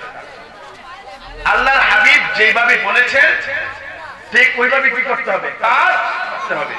আমরা নিজেদেরকে আহলে সুন্নাহ ওয়াল জামাতের আকীদামুক্ত মানুষ হিসেবে আমরা নিজেদেরকে দাবি করি, অথচ আমাদের মাঝে অনেক ত্রুটি। আমরা কথা বললে মিথ্যা বলি, আমরা আরেকজনের সাথে ঝগড়া করলে আমরা গালি দেই, আমরা যখন লেনদেন করি তখন লেনদেনের মধ্যে বিভিন্ন ধরনের টাকা নিলে টাকা দিতে চায় না, আমরা ঘুষের সাথে সম্পৃক্ত থাকি, আমরা সুদের সাথে সম্পৃক্ত থাকি, আমরা জেনার সাথে সম্পৃক্ত থাকি, আমরা অন্যান্য কবিরা গুনার সাথে সম্পৃক্ত থাকি, আমরা বাবা এবং মাকে পাত্তা দিতে চাই না, আমরা ছোটদেরকে স্নেহ করি না, আমরা বড়দেরকে সম্মান করি না, উলামায়ে কেরামদেরকে সম্মান করি না, আমাদের বাবা চাচাদেরকে সম্মান করি না, আমরা সমাজের মধ্যে জুলুম, অত্যাচার, নির্যাতন, নিপীড়ন, নিষ্পেষণ ওই কাজগুলো সমাজের মধ্যে চালু রেখেছি। এই জন্য যদি আমরা প্রকৃতপক্ষে মুমিন হতে চাই, প্রকৃতপক্ষে মুসলমান হতে চাই, প্রকৃতপক্ষে আশিক রাসূল হতে চাই, প্রকৃতপক্ষে সুন্নি হতে চাই, তাহলে আল্লাহ রাব্বুল আলামিন আমাদেরকে যেই সমস্ত কাজ করার কথা বলেছেন ওই সমস্ত কাজগুলো করতে হবে, আর যেই সমস্ত কাজগুলো করতে নিষেধ করেছেন ওই সমস্ত কর্মকাণ্ডগুলো থেকে নিজেদেরকে দূরে রাখতে ঈমানের একটা বড় দাবি আছে। ঈমানের দাবি হলো আল্লাহর হাবিব সাল্লাল্লাহু আলাইহি ওয়াসাল্লাম সাহাবা আজমাইনরা চাতক পাখির মতো আল্লাহর হাবিবের নূরানি চেহারা মুবারকের দিকে তাকিয়ে থাকতেন, এমন ভাবে তাকিয়ে থাকতেন যে আল্লাহর হাবিব কখন কি বলবেন বলার সাথে সাথে তাৎক্ষণিকভাবে সাহাবা আজমাইনগণ আল্লাহর হাবিবের জবান মুবারক থেকে বের হওয়া ওই কথাটাকে বাস্তবায়ন করার জন্য পাগল পার হয়ে যেতেন। বলি সুবহানাল্লাহ। সাহাবা আজমাইনরা অত্যন্ত পরীক্ষিত, সাহাবা আজমাইনরা পরীক্ষিত। আল্লাহ রাব্বুল আলামিন আমাদের ব্যাপারে বলেছেন রাদিয়াল্লাহু আনহুম ওয়া রাদু আনহু, আল্লাহ রাব্বুল আলামিন তাদের উপরে সন্তুষ্ট, আবার তারাও আল্লাহ রাব্বুল আলামিনের উপরে সন্তুষ্ট।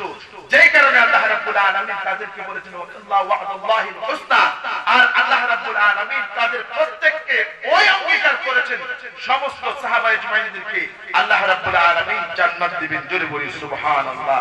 সাহাবা আজমাইনরা ঈমানের বলিয়ান কেমন ছিলেন? হযরত আবু বকর সিদ্দিক রাদিয়াল্লাহু তাআলা আনহু, হযরত ওমর, ওসমান এবং হযরত আলী, অন্যান্য সাহাবীরা কেমন ছিলেন? মজলিসের মধ্যে থাকতেন, হযরত ওমর ভাবলেন আজকের এই দিনে আবু বকর রাদিয়াল্লাহু তাআলা আনহু ওনাকে মজলিসের মধ্যে দেখা যায় না, সুতরাং এই মজলিসের মধ্যে সবচেয়ে বেশি সেরা আমি হব। জোরে বলি সুবহানাল্লাহ। পরক্ষণে হযরত আবু বকর চলে আসলেন, রাসূল জিজ্ঞাসা করলেন যে আবু বকর, হযরত আবু ওমরকে জিজ্ঞাসা করলেন ওমর তুমি কি নিয়ে এসেছো আমার জন্য? ইয়া রাসূলুল্লাহ, ইয়া হাবিবাল্লাহ, আমার ফ্যামিলিতে যতগুলো সম্পদ আছে সমস্ত সম্পদের অর্ধেকগুলো ভাগ করে ইয়া রাসূলুল্লাহ আমি আপনার কাছে নিয়ে এসেছি। হযরত আবু বকর রাদিয়াল্লাহু তাআলা ইতিমধ্যে প্রবেশ করলেন, হযরত আবু বকরকে জিজ্ঞাসা করলেন হে আবু বকর তুমি কি নিয়ে এসেছো? হযরত আবু বকর বলেন ইয়া রাসূলুল্লাহ, ইয়া হাবিবাল্লাহ, আমার ফ্যামিলির আমার কাছে যত ধরনের সম্পদ আছে সমস্ত সম্পদগুলো ইয়া রাসূলুল্লাহ আমি নিয়ে এসে আপনার কদমের মধ্যে রুটি দিলাম। জোরে বলি সুবহানাল্লাহ। আমরা দেখবেন যে টাকা দিতে, পয়সা দিতে, উলামায়ে কেরামদেরকে মহব্বত করতে, আল্লাহর ওলিদের দরবারের সাথে সম্পৃক্ত থাকতে নিজেদেরকে কৃপণ বানায় দেয়। জোরে বলি নাউজুবিল্লাহ। আছে না এরকম? আছে। যত বেশি আপনি উলামায়ে কেরামদের থেকে দূরে থাকবেন, যত বেশি আপনি এবং আমি আল্লাহর ওলিদের, হক্কানি আল্লাহর ওলিদের কাছ থেকে দূরে থাকবো, ততদিন পর্যন্ত আমাদের অবস্থান হবে এমন, দেখবেন যে মুরগি বাচ্চাদেরকে নিয়ে ওনার দানার ভিতরে বাচ্চাদেরকে আঁকড়ে ধরে, যেই বাচ্চাটা দানা থেকে একটু দূরে সরে চলে যায় চিল এসে তাকে ধাওয়া মেরে নিয়ে যায়। এই জন্য আল্লাহর ওলিদের দরবার থেকে একজন, এখন তো রাসূলুল্লাহর যুগ না, এখন তো আর নবুয়তের যুগ নাই, এখন হলো বেলায়েতের যুগ। আর ওই বেলায়েতের যুগের মধ্যে আমাদেরকে ধরে রাখতে হবে, আমাদেরকে আউলিয়া ইকরামদের শান, আউলিয়া ইকরামদের মান, আউলিয়া ইকরামরা কিভাবে নিজেদেরকে গঠন করেছেন ওইভাবে নিজেদেরকে তৈরি করতে হবে। আমরা অনেক সময় মনে করি যে কারামত দেখায় না, আল্লাহর ওলি আমরা বুঝি আল্লাহর ওলি মানে হইল কারামত, আর কারামত যদি না দেখায় উনি কিনা আল্লাহর ওলি ওনারা মনে করেন না। অথচ কারামত দেখানো এটা আল্লাহর ওলিদের ওনাদের নিজেদের হাতে কোনো পাওয়ার না, এটা আল্লাহ রাব্বুল আলামিন ওনার ইলাহি কালিমাতিল্লাহ, ওনার দ্বীনকে বুলন্দ করার জন্য যখন যাকে দিয়ে যে সময় প্রয়োজন তখন ওইরকম কিছু অলৌকিক বিষয়গুলো প্রকাশ করেন। আর এই অলৌকিক বিষয়টাকে তিনটি ভাগে ভাগ করা হয়েছে। একটার নাম হলো মুজিজা, দুই নম্বর নাম হলো আল কারামাত, তিন নম্বর যে বিষয়টা ওইটার নাম হলো আল ইস্তিদরাজ। মুজিজা কাদের মাধ্যমে প্রকাশিত হয়? নবী এবং রাসূলদের মাধ্যমে। হযরত মুসা আলাইহিস সালাম ওনার লাঠি ছিলেন, ওনার লাঠি দিয়া, ওনার লাঠিটা ছিল জান্নাতের লাঠি, জোরে বলি সুবহানাল্লাহ। হযরত মুসা আলাইহিস সালাম ওনার লাঠি, হযরত ঈসা আলাইহিস সালাম এটা দুরূদ শরীফ পড়ি আল্লাহুম্মা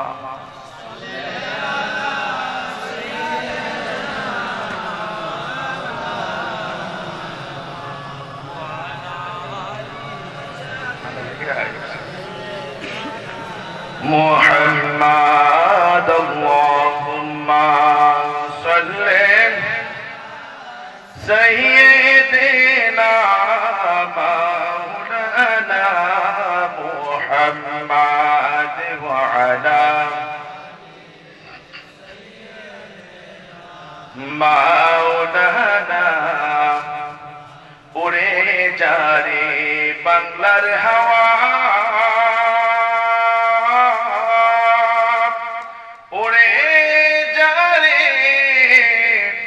মদিনা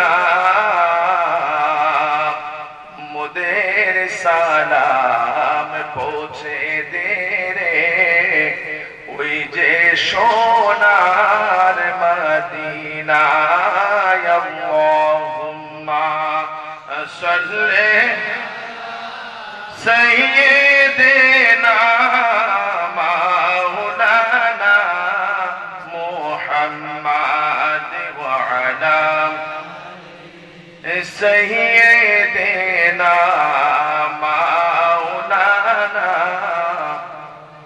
بلغ العلا بكماله كشف الدجى بجماله حسنت جميع خصاله صلوا عليه وآله। গতকাল আমাদের মুআজ্জিম হুসাইন হানাফি সাহেব আছেন, আমার চাচাতো বোনের জামাই, সকলে বলেন আলহামদুলিল্লাহ। এবং এমন একটা দরবার শরীফের জামাই, আমি শুধু ওই দরবার শরীফের যিনি বাণী, যেহেতু কারামতের বিষয়টা আসছে, এটা হুজুরের মানে চাপুল লতিফিয়া দরবার শরীফের যিনি প্রতিষ্ঠাতা মরহুম মাকবুল আল্লাহ আব্দুল লতিফ রাহমাতুল্লাহ আলাইহি, ওনার একটা কথা আমি আপনাদেরকে বলবো। গতকাল হুজুরের বাৎসরিক ইসারে সওয়াব মাহফিল ছিল, আলোচক হিসাবে আমিও ছিলাম, কিন্তু শারীরিক অসুস্থতার কারণে আলোচনা করি নাই। 35 টাকার উপরে কালকেও আমি কুমিল্লায় মানে একটা সমস্যার মধ্যে আছে, দোয়া করবেন। আমি যে কথাটা বলছিলাম যে মুজিজা এটা প্রকাশিত হয় নবী এবং রাসূলদের মাধ্যমে। যেমন হযরত ঈসা আলাইহিস সালাম ওনার মুজিজা ছিল, হযরত ঈসা আলাইহিস সালাম ওনার মুজিজা ছিল, আমাদের দেখবেন সমাজে ধবল রোগ আছে, শ্বেত রোগ। হযরত ঈসা আলাইহিস সালাম ওনার নবুয়তে হাত মোবারকের মাধ্যমে যদি কারো শ্বেত রোগ থাকে, শুধু যদি উনি একটু স্পর্শ করে দিতেন, আল্লাহ রাব্বুল আলামিন ওনার এই হাতের বদৌলতে তার শ্বেত রোগটাকে ভালো করে দিতেন, জোরে বলি সুবহানাল্লাহ। হযরত ঈসা আলাইহিস সালামের আরেকটা মুজিজা ছিল, যদি কয়েক হাজার বছর আগেরও কোন মানুষ মারা যায় আর সেই কবরের পাশে যদি দাঁড়িয়ে হযরত ঈসা আলাইহিস সালাম বলতেন উব্বি ইজনিল্লাহ, আল্লাহর হুকুমে দাঁড়িয়ে যাও। হযরত ঈসা আলাইহিস সালামের মুজিজাতান আল্লাহ রাব্বুল আলামিন ওই মৃত ব্যক্তিটাকে জিন্দা করে দাঁড় করিয়ে দিতেন, জোরে বলি সুবহানাল্লাহ। হযরত ঈসা আলাইহিস সালামের আরেকটা মুজিজা ছিল, ওই মুজিজা ছিল যে আপনি কি খেয়ে এসেছেন, মানে ঘরে কি খাইছেন, এটা হযরত ঈসা আলাইহিস সালাম তিনি বলতে পারতেন। প্রত্যেক নবী এবং রাসূলদেরকে আল্লাহ রাব্বুল আলামিন মুজিজাগুলো দিয়েছেন। কারো জীবনে 5টা, কারো জীবনে 10টা, এরকম করে বিভিন্ন মুজিজা প্রকাশিত হয়েছে। আল্লাহর হাবিব সাল্লাল্লাহু আলাইহি ওয়াসাল্লাম এই নবুয়তি জীবনে আল্লাহ রাব্বুল আলামিন প্রায় 24,000-এর চাইতে বেশি বড় বড় মুজিজা প্রকাশিত করেছেন। জোরে বলি সুবহানাল্লাহ। এখন ওই মুজিজাগুলোকে যদি কেউ অস্বীকার করে, ইসলামের স্বার্থে, দ্বীনের স্বার্থে, নবুয়ত এবং রিসালাতের স্বার্থে যদি কেউ অস্বীকার করে, তাহলে সে কি হয়ে যাবে? কাফের হয়ে যাবে। 2 নম্বর হলো মুজিজা মানে হলো কি? অলৌকিক, মানে এমন বিষয় যেমন মানুষটা কবর থেকে উঠে দাঁড়িয়ে গেল, এটা অলৌকিক না? একজন মানুষের শরীরের ধবল রূপ ভালো করে দিল, অলৌকিক না? এইরকম অলৌকিক বিষয় যেগুলো নবী এবং রাসূলদের কাছ থেকে প্রকাশিত হয়, ওগুলোকে বলা হয় মুজিজা। মহান আল্লাহ রাব্বুল আলামিন ওনার মাহবুব বান্দাদের পক্ষ থেকে অথবা তাদের মাধ্যমে যে অলৌকিক বিষয়গুলো প্রকাশিত করেন, ওইগুলোকে বলা হয় কারামাত। ওইগুলোকে কি বলা হয়? কারামাত শব্দটার অর্থ হলো সম্মান। কারামাত শব্দের অর্থ কি? সম্মান, মর্যাদা। আল্লাহ রাব্বুল আলামিন ওনার দ্বীনকে বুলন্দিত করার জন্য বিভিন্ন সময় ওনার মাহবুব প্রিয় বান্দাদেরকে ওনাদের পক্ষ থেকে বিভিন্ন অলৌকিক বিষয়গুলো প্রকাশিত করেন।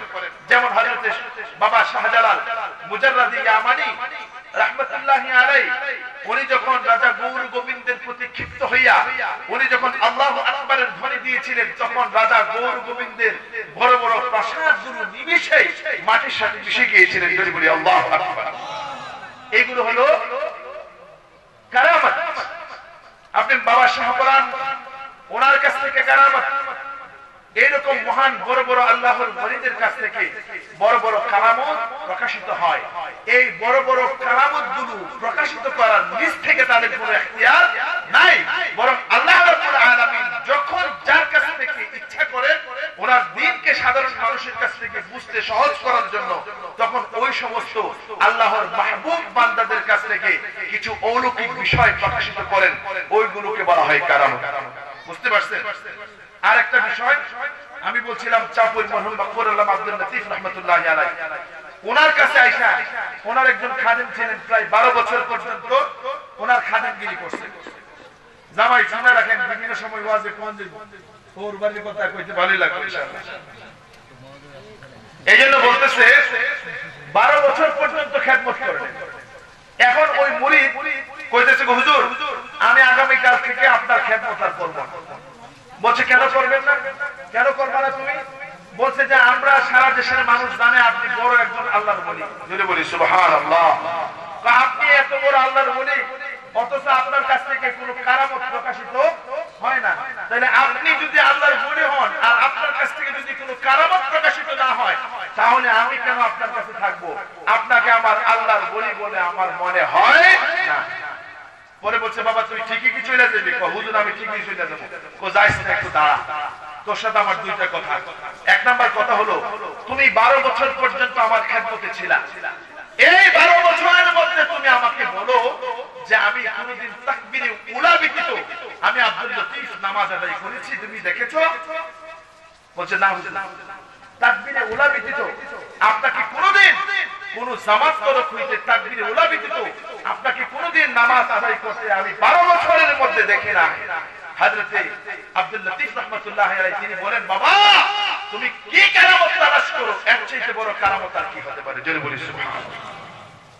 আবার দ্বিতীয়বার বললেন, তুমি কত বছর থাকো? 12 বছর। এই 12 বছরের মধ্যে আমি আব্দুল লতিফকে কোনদিন তাহাজ্জুদের নামাজ কাজা হইতে দেখছো? সুবহানাল্লাহ। আর আমরা তো মনে করি লেংটি এখানে লাগাইতে পারলে আল্লাহর ওলি হয়ে যায়। আছে না এরকম? নামাজ নাই, রোজা নাই, ওযু নাই, গোসল নাই, পাক নাই, পশিদান নাই, পর্দা নাই, ইলম নাই, কালাম নাই, কিচ্ছু বলছে কিচ্ছু নাই, অথচ আমরা তাদেরকে মনে মনে ভাবি সে যে কত বড় একজন আল্লাহর ওলি। জোরে বলি না সুবহানাল্লাহ। আল্লাহর ওলি হইতে গেলে কয়েকটা জিনিস লাগবে। 1 নাম্বার হলো শরীয়তের উপর পূর্ণ পাবন্দ হইতে হবে। যদি আপনি শরীয়তের উপর পূর্ণ পাবন না হন, আপনাকে কোনোদিন আল্লাহর ওলি বলার সুযোগ নাই। আপনি থাকবেন বিক্ষিপ্ত অবস্থায়, নামাজ কোনোদিন পড়বেন না, প্রকাশ্যে আপনি খাবার দাবার খাবেন, খবর নিয়ে দেখা যায় যে আপনি ঘুষও খান, খবর নিয়ে দেখা যায় আরো আপনি জানার সাথে সম্পৃক্ত আছেন।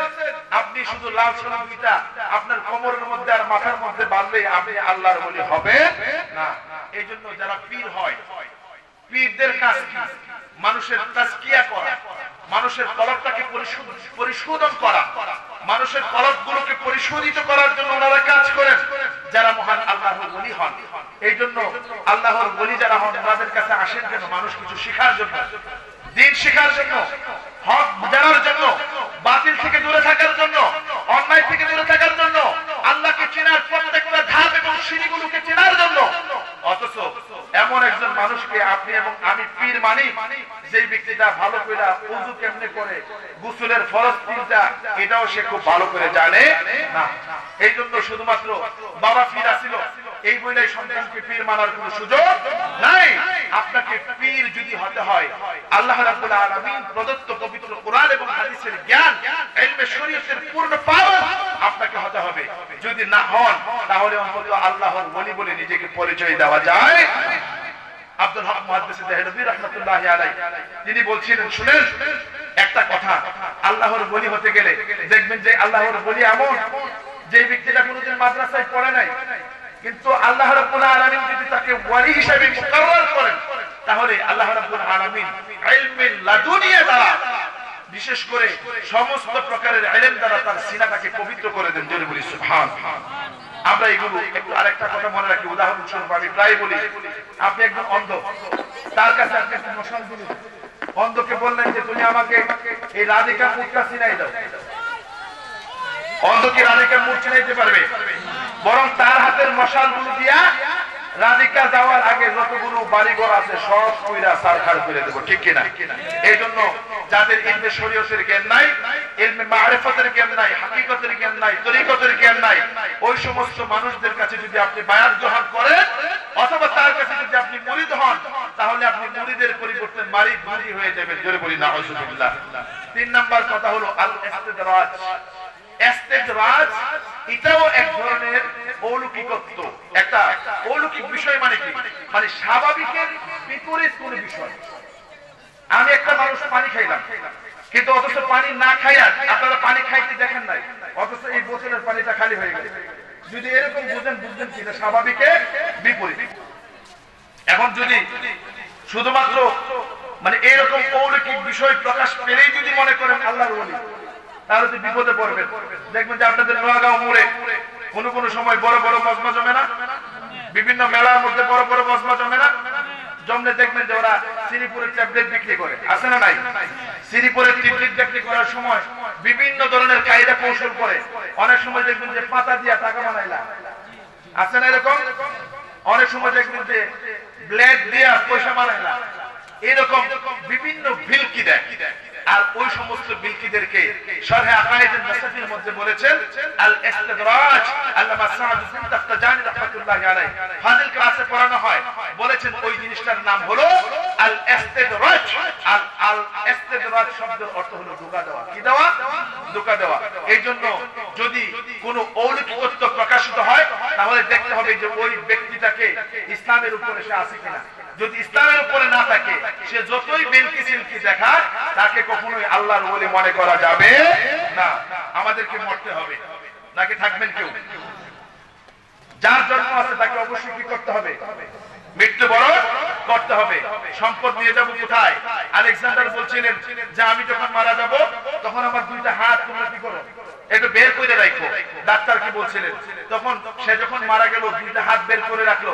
এর আগে তাকে জিজ্ঞাসা করছিলেন যে তার কারণ কি। সে লিখে গিয়েছিলেন সারা পৃথিবীর মানুষ জানবে এবং দেখবে যে মানুষ যখন মারা যায় সে শুধুমাত্র তার কাফনের কাপড়টা ছাড়া আর তার সঙ্গে থাকা সৎকর্মগুলো ছাড়া কবরের মধ্যে আর কোনো কিছু নেওয়ার সুযোগ। এখন আপনি আমি এই অন্যায় অত্যাচার করি, আরেকজনের জমি গেছে এমনি, আপনি এটা কাইটা সুযোগ করে অন্যদিকে দিয়ে দিচ্ছেন। একবারটা জমি করে কত সুন্দর ফেরা, আপনি 2টা বাছুর ছেড়ে দিলেন। আরেকবারের খেতে পানি যা আপনি সামনে বাঁধে আপনি নিজের খেতে পানি রয়ে গেল। এটি গ্রামের কথা কইলাম। আরো কত ধরনের অন্যায় গুলো আছে এগুলো সব আমরা জানি। আমরা এমন একটা প্রাণী কোনটা ন্যায় আর কোনটা অন্যায় এগুলো আমরা জানি, জানার পরেও কি করি? ওইগুলোই করি। কারণ আমরা আল্লাহকে ভয় করি না। কারণ আল্লাহকে যদি আপনি ভয় না করেন, সরকারকে যদি ভয় না করেন, রাষ্ট্রের মহিলার কাজ করতে পারবেন। বাবা মাকে যদি ভয় না করেন তাহলে আপনি সমাজের আপনার পরিবারের মধ্যে আপনি অত্যাচার করতে পারবেন। সমাজের মুরব্বীদেরকে যদি ভয় না করেন আপনি সমাজের মধ্যে বিশৃঙ্খলা অশৃঙ্খলা সৃষ্টি করতে পারবেন। আর আপনি যদি আল্লাহকে ভয় না করেন তাহলে আপনার দ্বারা সমস্ত প্রকারের নাফরমানি কাজগুলো করা সম্ভব, তাই না? এই জন্য আমাদেরকে খেয়াল রাখতে হবে। বাবা মারা যাও, আমি যদি মারা যাই আমার কাছে কি ফায়দা আছে? আমার কাছে কি আছে? আমার কাছে থাকবে একটাই জিনিস, যেটা হলো ইন্টারন্যাশনাল কারেন্সি, যেটাকে বলা হয়। আপনি এক দেশের বাংলাদেশের টাকা আপনি সৌদি আরব গেলে চলবে। আমি যখন এই দুনিয়া থেকে ওই পারে যাব আমার পৃথিবীর সমস্ত জিনিসগুলো খুলে রেখে দেবে, শুধুমাত্র আমার কাফনের কাপড়টা পরাইয়া দিবে। আর এই কাফনের কাপড়টা কেমন হবে? আপনি যখন কয়েক হাজার লক্ষ কোটি টাকার মালিক, কিন্তু আপনার কাফনের কাপড়টাকে আপনি 10,000 টাকা গজ দেওয়া ইসলামী শরীয়তে জায়েজ নাই। কারণ এটা এমন হতে হবে যেটা ইসলাম হওয়া যাবে, আবার তাফসীরও হওয়া যাবে না, কৃপণতাও করা যাবে না, আবার এটা কি করা যাবে না, অধিক প্রমাণের ইসলাম ব্যয়ও করা যাবে না। মাঝারি ধরনের এক ধরনের কাপড় দিয়ে আপনাকে আমাকে দাফন করতে হবে। অথচ যেই কাপড়টার দাম 100 কিংবা 200 টাকা গজ, শুধু ওই কাপড়টাই আমি কবরের মধ্যে নিয়ে যাব। অথচ এই কাপড়টা আমি কিচ্ছু মনে করি না, আমি ধরাকে সরা মনে করি, আমি আল্লাহকে ভয় করি না, আমি কবরের আযাবকে ভয় করি না, আমি জান্নাত জাহান্নাম সম্পর্কে আমার কোনো ধারণাই নাই, বরং আমি সমস্ত অপরাধগুলো করে নেই। এই জন্য আল্লাহ রাব্বুল আলামিন হাসরের ময়দানে আমাদেরকে শাস্তি দিবেন। আমাদেরকে ভুল পথগুলোকে দূরে থাকতে হবে। জান্নাত জাহান্নাম আকাইদের কিতাবগুলোর মধ্যে আসছে। অনেকে বলে যে জান্নাত জাহান্নাম বলতে কিছু নাই। অনেকে আছে না বলে জাবরিয়া সম্প্রদায় আছে, কাদরিয়া সম্প্রদায় আছে, ওরা বলে জান্নাত জাহান্নাম বলতে কিছু নাই। অথচ রাসূল আকরাম সাল্লাল্লাহু আলাইহি ওয়াসাল্লাম জান্নাত জাহান্নাম সম্পর্কে বিশাল অনেকগুলো হাদিস বলেছেন। আকাইদে নাসাফির মধ্যে বলেছেন আল জান্নাতু ওয়ান নার মাওজুদাতান, জান্নাত এবং জাহান্নাম এর অস্তিত্ব আছে। আর তারা বলে জান্নাত জাহান্নামকে কোনোদিন দেখা যায় নাই, সুতরাং জান্নাত এবং জাহান্নাম নাই। ফেরেশতাদেরকে দেখা যায় না, সুতরাং ফেরেশতা নাই। জিনকে দেখা যায় না, সুতরাং জিন নাই। আল্লাহকে দেখা যায় না, সুতরাং আল্লাহ নাই। চলে বলি নাউযুবিল্লাহ। সুতরাং আমরা যারা মুমিন মুসলমান মুত্তাকি আমরা ওইগুলোকে বিশ্বাস করব। আমি আপনাদের সামনে পবিত্র কোরআন শরীফের মধ্যে আয়াত তেলাওয়াত করেছি। ওই আয়াতটা হলো ইয়া আইয়ুহাল্লাযীনা আমানু লা তুলহিকুম আমওয়ালুকুম ওয়ালা আওলাদুকুম আন যিকরিল্লাহ। আপনার সন্তান, আপনার সম্পদ, আপনার দুনিয়াবি কর্মব্যস্ততা যেন আপনাকে আল্লাহর জিকির থেকে দূরে সরে না রাখে। বুঝতে পারছেন? যদি এগুলোকে কিনা রাখে আপনাকে আমাকে আল্লাহর জিকির থেকে যেন দূরে না রাখে, এটা আল্লাহ বলছেন। ইয়া আইয়ুহাল্লাযীনা আমানু লা তুলহিকুম আমওয়ালুকুম ওয়ালা আওলাদুকুম আন যিকরিল্লাহ ওয়া মান ইয়াফআল যালিকা ফাউলাইকা হুমুল খাসিরুন। আর যদি কেউ এমন করে, আল্লাহ নিজে ফতোয়া দিবেন যে সে কি আছে, ক্ষতিগ্রস্তের মধ্যে আছে। সূরা আসরের মধ্যে আল্লাহ রাব্বুল আলামিন বলেছেন ওয়াল আসর ইন্নাল ইনসানা লাফি খুসর। আল্লাহ রাব্বুল আলামিন বলেছেন আমি সময়ের কসম করে বলছি, ফজরের ওয়াক্ত হয়েছে তুমি ফজরের নামাজ পড়বে, যোহরের ওয়াক্ত হয়েছে তুমি যোহরের নামাজ পড়বে, 5 ওয়াক্ত নামাজের যখন সময় হবে তুমি নামাজ পড়বে। তুমি হজের মৌসুম হলো বিশেষ করে জিলহজ মাস, জিলকত এবং জিলহজ মাস, তুমি জিলকত এবং জিলহজ মাস ছাড়া তুমি মুহররম মাসে যদি কাবা শরীফের সামনে যেয়ে বসে থাকো তোমার দ্বারা কি হবে না, হজ হবে না। এইজন্য আপনাকে এবং আমাকে সবচাইতে বেশি গুরুত্ব দিতে হবে সময়ের উপরে। আমাদের সময়ের জ্ঞান নাই, এইজন্য আমরা দেখবেন যে যার সময়ের জ্ঞান নাই তার নামাজ নাই, যার সময়ের জ্ঞান নাই তার রোজা নাই, যার সময়ের জ্ঞান নাই তার হজও নাই। কারণ এত ওয়াক্ত চিনে না। আর আল্লাহ রাব্বুল আলামিন সূরা আসরের এই আয়াতটি নাযিল করেছেন ওয়াল আসর, যেহেতু পৃথিবীর সবচাইতে দামি যে জিনিসটা, ওই জিনিসটার নাম হলো সময়। আর আমি আল্লাহ রাব্বুল আলামিন এই সময়টার কসম খেয়ে তোমাদেরকে বলছি, সমস্ত মানুষগুলো ক্ষতিগ্রস্তের মধ্যে আছে। কেমনে ক্ষতিগ্রস্ত? এই জন্য একজন শায়ের তিনি বর্ণনা দিয়েছেন, একজন লেখক তিনি বর্ণনা দিয়েছেন যে আপনি যদি বরফের বড় একটা খন্ড যদি আপনি বাজারে নিয়ে যান, আপনি বরফ বিক্রি করবেন, বরফের একটা খন্ড নিয়ে গেলেন বাজারে বরফ বিক্রি করবেন, কিন্তু একটা বরফের খন্ড 5 ঘন্টা থাকবে। কিন্তু আপনি বাজারে নিয়ে গেলেন বরফটা বিক্রি করার জন্য, 5 ঘন্টা চলে গেল, কোনো কাস্টমার পেলেন না। 5 ঘন্টা পরে আপনি যখন আবার বাড়িতে চলে আসলেন, তখন কি বরফটাকে নিয়ে আসতে পারলেন? আপনি এবং আমার জীবনটা তাই। আল্লাহ বলছেন ওয়াল আসর ইন্নাল ইনসানা লাফি খুসর, সমস্ত মানুষগুলো তারা ধ্বংসের মধ্যে আছে। তবে ইল্লা দ্বারা ইসতিসনা করেছেন, পৃথক করেছেন, ইল্লাল্লাযীনা আমানু ওয়া আমিলুস সালিহাত, ইল্লাল্লাযীনা আমানু ঈমানের আলোচনা করেছি, ওয়া আমিলুস সালিহাত, যারা নেক কাজ করে, যদি নেক কাজ করে, ইল্লাল্লাযীনা আমানু ওয়া আমিলুস সালিহাতি ওয়া তাওয়াসাউ বিল হাক্কি ওয়া তাওয়াসাউ বিস সাবর। এই 4টা জিনিসের কথা বলেছেন, ধৈর্য ধারণ করতে হবে। আমরা মুমিনরা বিপদ আসলে যদি দেখে যে সন্তান গাড়ির নিচে অ্যাক্সিডেন্ট করছে, বাপ এই সন্তানের বাপ যায় বউ রেফিটা শুরু করে, আছে না এরকম? অনেক সময় এমন হয় রাস্তার পাশে বাড়ি, সন্তান গাড়ির নিচে পড়ছে, বাপে আয়া শুনছে সন্তান অ্যাক্সিডেন্ট করছে, বউর লোকে লাগিয়া অনেক সময় বউরে তালাক দিয়ে দিছে। এরকম ফতোয়া মাঝে মাঝে আমাদের কাছে আয়ে। অনেক সময় দেখবেন মানুষ যদি বিপদে পড়ে, অতিমাত্রায় যখন বিপদে পড়ে সে কখনো কখনো কুফরিতে লিপ্ত হয়ে যায়। এমনও হতে পারে, আমি এমন একজন মানুষকে দেখেছি আমার চোখের সামনে, একজন ব্যক্তি সে অনেক দিন ধরে তার বনগুলো, আমরা খেরগুলো এগুলো শুকাইতেছে, শুকাইতে শুকাইতে ছোট ছোট কুঞ্জিগুলো দেয়, একদিন বড় কুঞ্জি দেয়, ছোট ছোট কুঞ্জিগুলো ভাঙ্গা একদিন যেদিন বড় কুঞ্জি দেওয়ার লাগে রেডি হয়েছে, আর ওই দিন হঠাৎ করে সে ভাঙার পরে আকাশ থেকে ঝরঝর করে বৃষ্টি শুরু হয়ে গেল। সে আল্লাহকে গালি দিতে শুরু করলো, আল্লাহকে এই শব্দ ওই শব্দ বিভিন্ন শব্দ বলে আল্লাহকে গালি দিল। তাহলে তার ধৈর্য না থাকার কারণে আল্লাহকে গালি দিল, আর আল্লাহকে গালি দেওয়ার কারণে সে কুফরিতে লিপ্ত হয়ে সে কাফের হয়ে গেল। জোরে বলি না।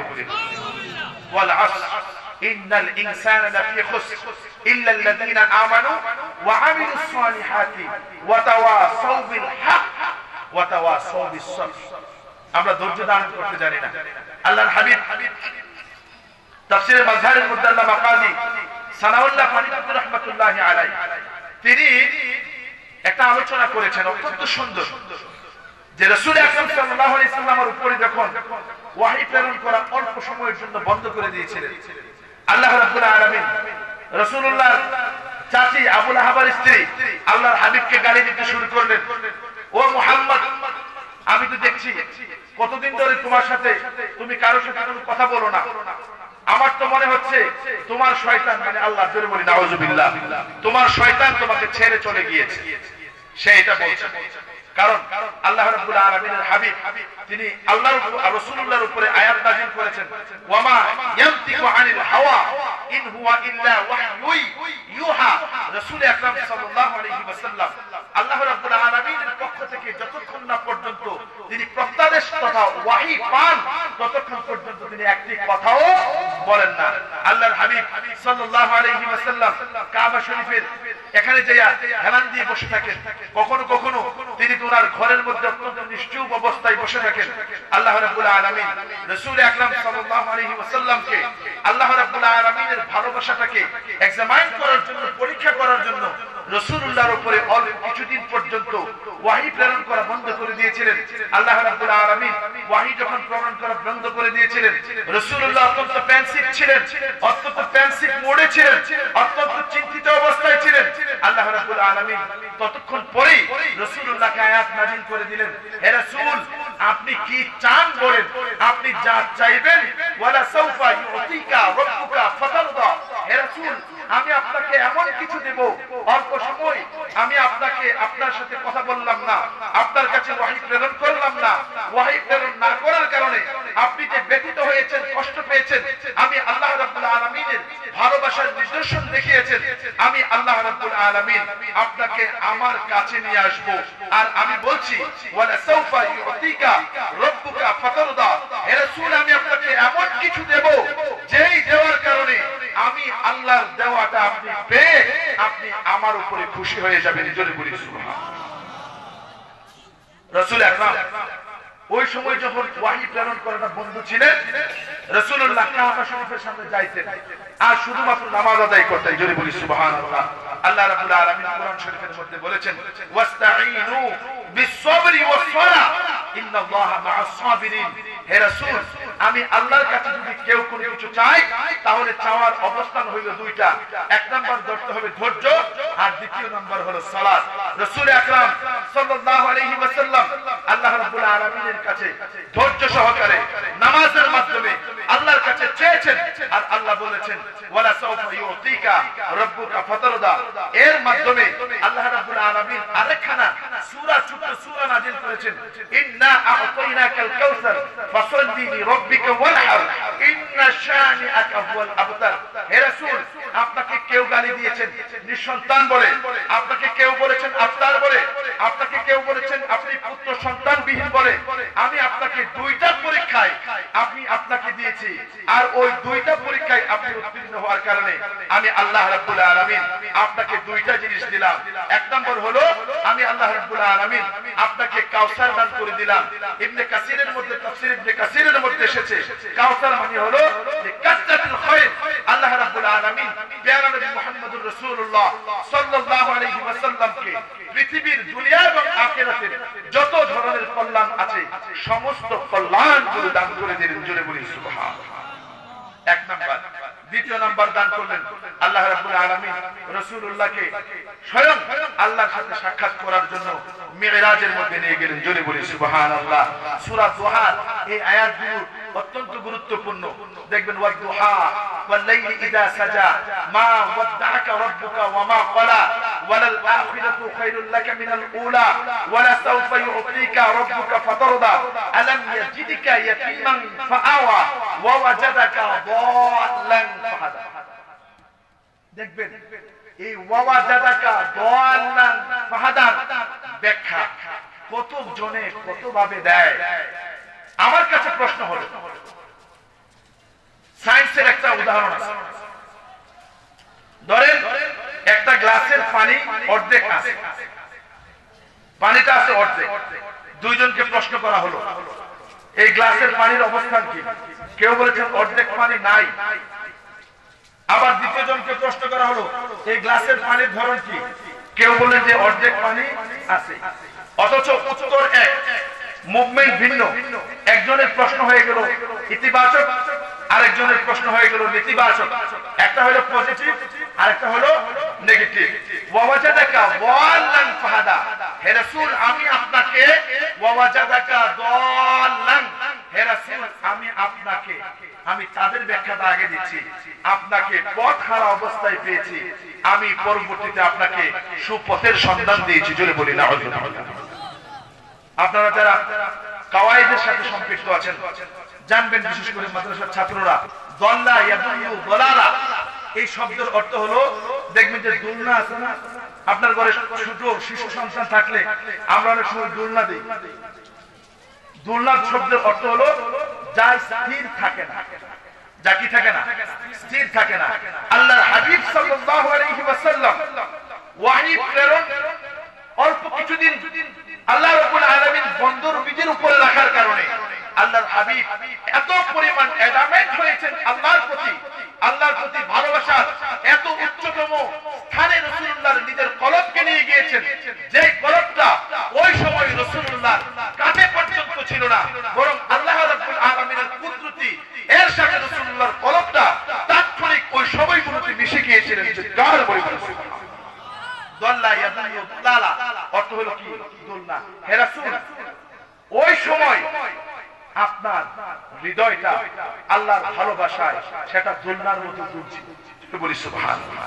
আর আল্লাহ রাব্বুল আলামিন আপনার উপর পরবর্তীতে ওয়াহী প্রেরণ করে আপনার অন্তরটাকে, হৃদয়টাকে স্থির করে দিয়েছেন। জোরে বলি সুবহানাল্লাহ। আমরা এইভাবে এখন দেখবেন যে আমরা একটা উদাহরণ দিই অনেক সময়, আমি এই উদাহরণটা প্রায় জায়গায় দিই। আমাদের এখানে দেখবেন যে রমজান মাস, বিশেষ করে রমজানের ঈদের সময় চাঁদ যদি উঠে, আমরা যখন ছোট ছিলাম আমাদের বাপদাদারা ভাইয়েরা যারা আছেন, চাঁদ যখন উঠতো আমরা আমাদের 10-15 বন্ধুজন মাগরিবের নামাজ পড়াই রাস্তার মোড়ে চলে যেতাম। ওখানে গিয়ে নতুন চাঁদ দেখার জন্য পাগল পার হয়ে থাকতাম, চিল্লাচিল্লি করতাম যে নতুন চাঁদ উঠছে, তাই না?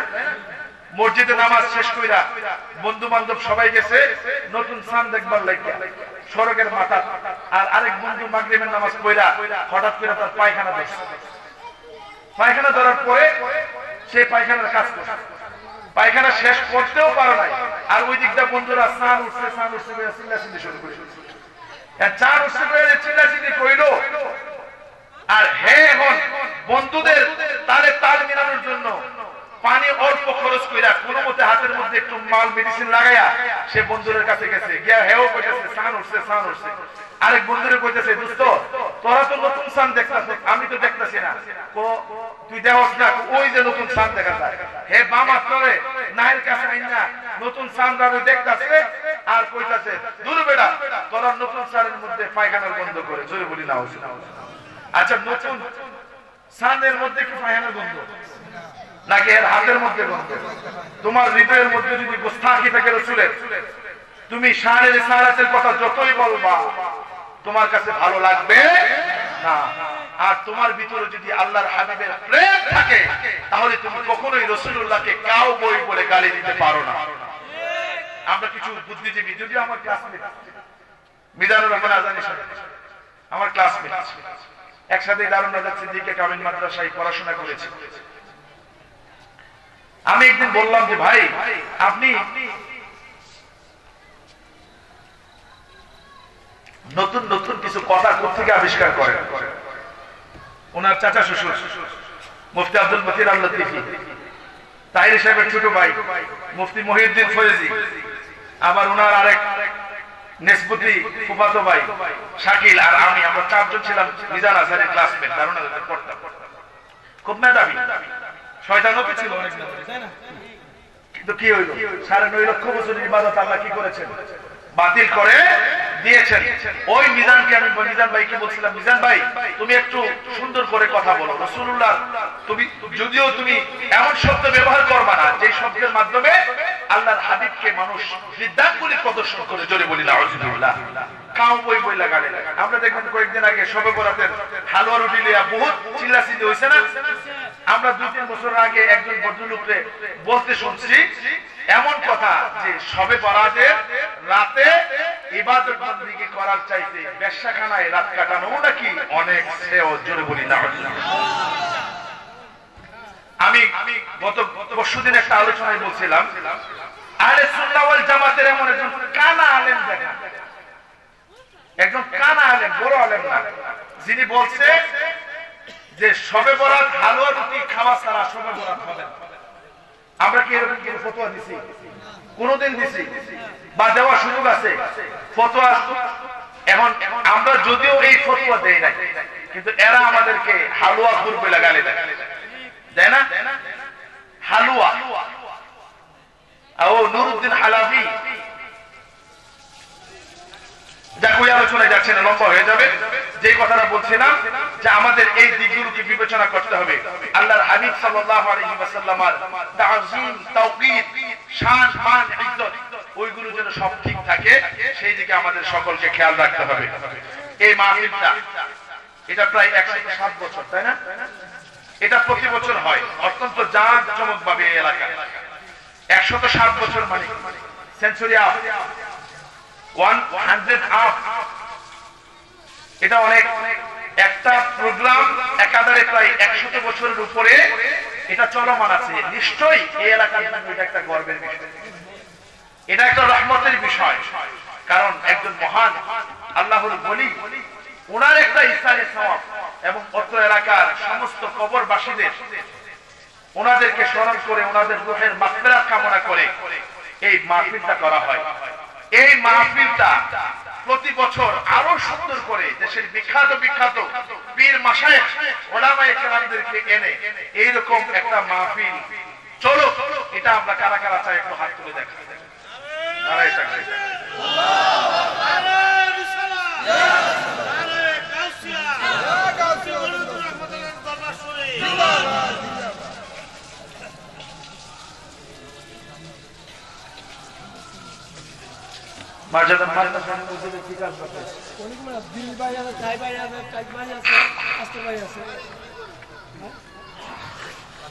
যাই হোক এগুলো হবে, এগুলো আমরাই, সরকারের কোন টাকা এই মসজিদগুলো দেয়, আমরা মসজিদ চালাই, এই মসজিদের দায়িত্বটা আমাদের দিতে হবে। ইমাম সাহেবদের বেতন দেওয়া, মসজিদের উন্নয়নের কাজ করা, মাদ্রাসার কাজগুলো করা, মাহফিলগুলো পরিচালনা করা, এই সমস্ত দায়িত্বগুলো আমাদের নিতে হবে। এই জন্য আমরা এই মসজিদ, মাদ্রাসা এবং এই মাহফিল এইগুলোর দিকে আমরা সকলে একটু খেয়াল দিব। আর যেহেতু আমি একটু অসুস্থ, মাহফিলটা রেখেছিলাম আগে, যেহেতু আমার মুঞ্জামাইও আছে, উনিও কালকে গতকাল কথা হয়েছে, হ্যাঁ হুজুর আসছেন,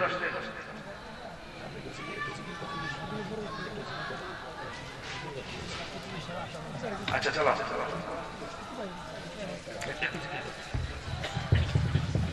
লা ইলাহা ইল্লাল্লাহ, লা ইলাহা, লা ইলাহা, লা ইলাহা, লা ইলাহা,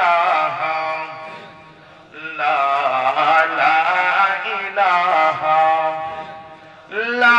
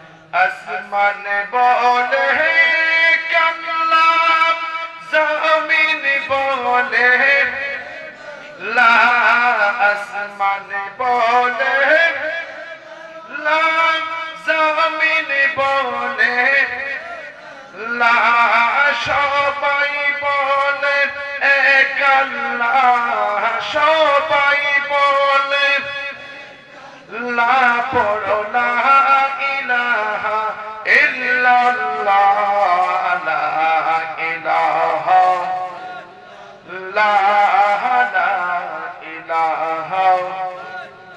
লা লা ইলাহা লা লা ইলাহা লা লা ইলাহা লা লা ইলাহা লা লা ইলাহা লা ইলাহা লা লা ইলাহা লা লা ইলাহা লা লা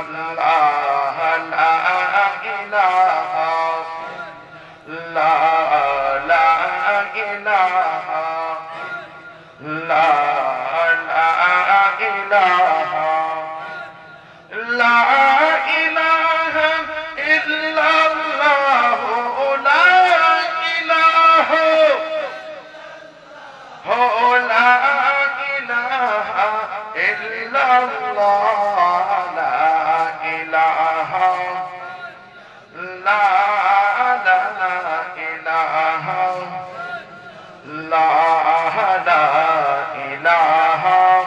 লা লা ইলাহা লা লা ইলাহা লা লা ইলাহা লা লা ইলাহা লা লা ইলাহা ইল্লাল্লাহ লা ইলাহা লা লা ইলাহা লা ইলাহা ইল্লাল্লাহ মুহাম্মাদুর রাসূলুল্লাহ সাল্লাল্লাহু আলাইহি ওয়াসাল্লাম। মুমিনের আরেকটা আলামত, আমাদের গুনাহ হবে, আমাদের গুনাহ হয়ে যায়। অনেক সময় জেনে গুনাহ করি, অনেক সময় অজানাও গুনাহ হয়।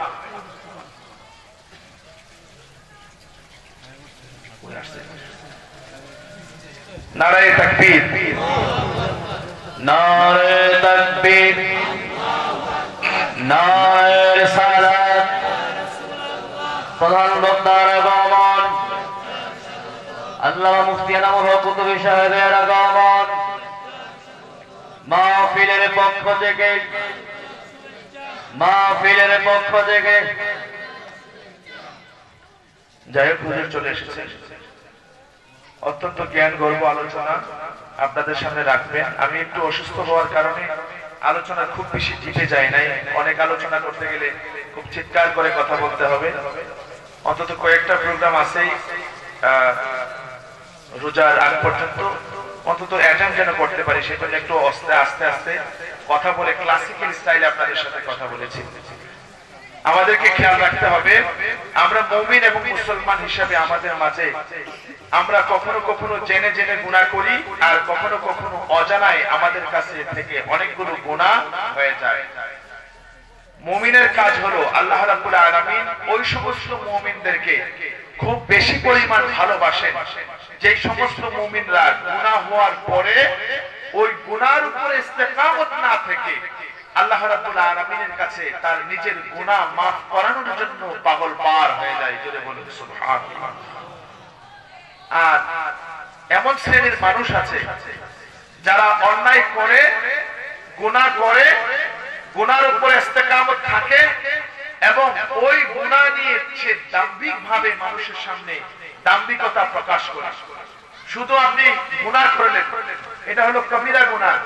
আর যদি আপনি এই গুনার উপরে ইস্তেকামত থেকে আপনি যদি আরো দাম্ভিকতা প্রকাশ করেন, তখন আপনি আর একজন ফাসিক থাকেন না, বরং আপনি একজন জিন্দিক হয়ে যায়। যদি বলি নাউযুবিল্লাহ।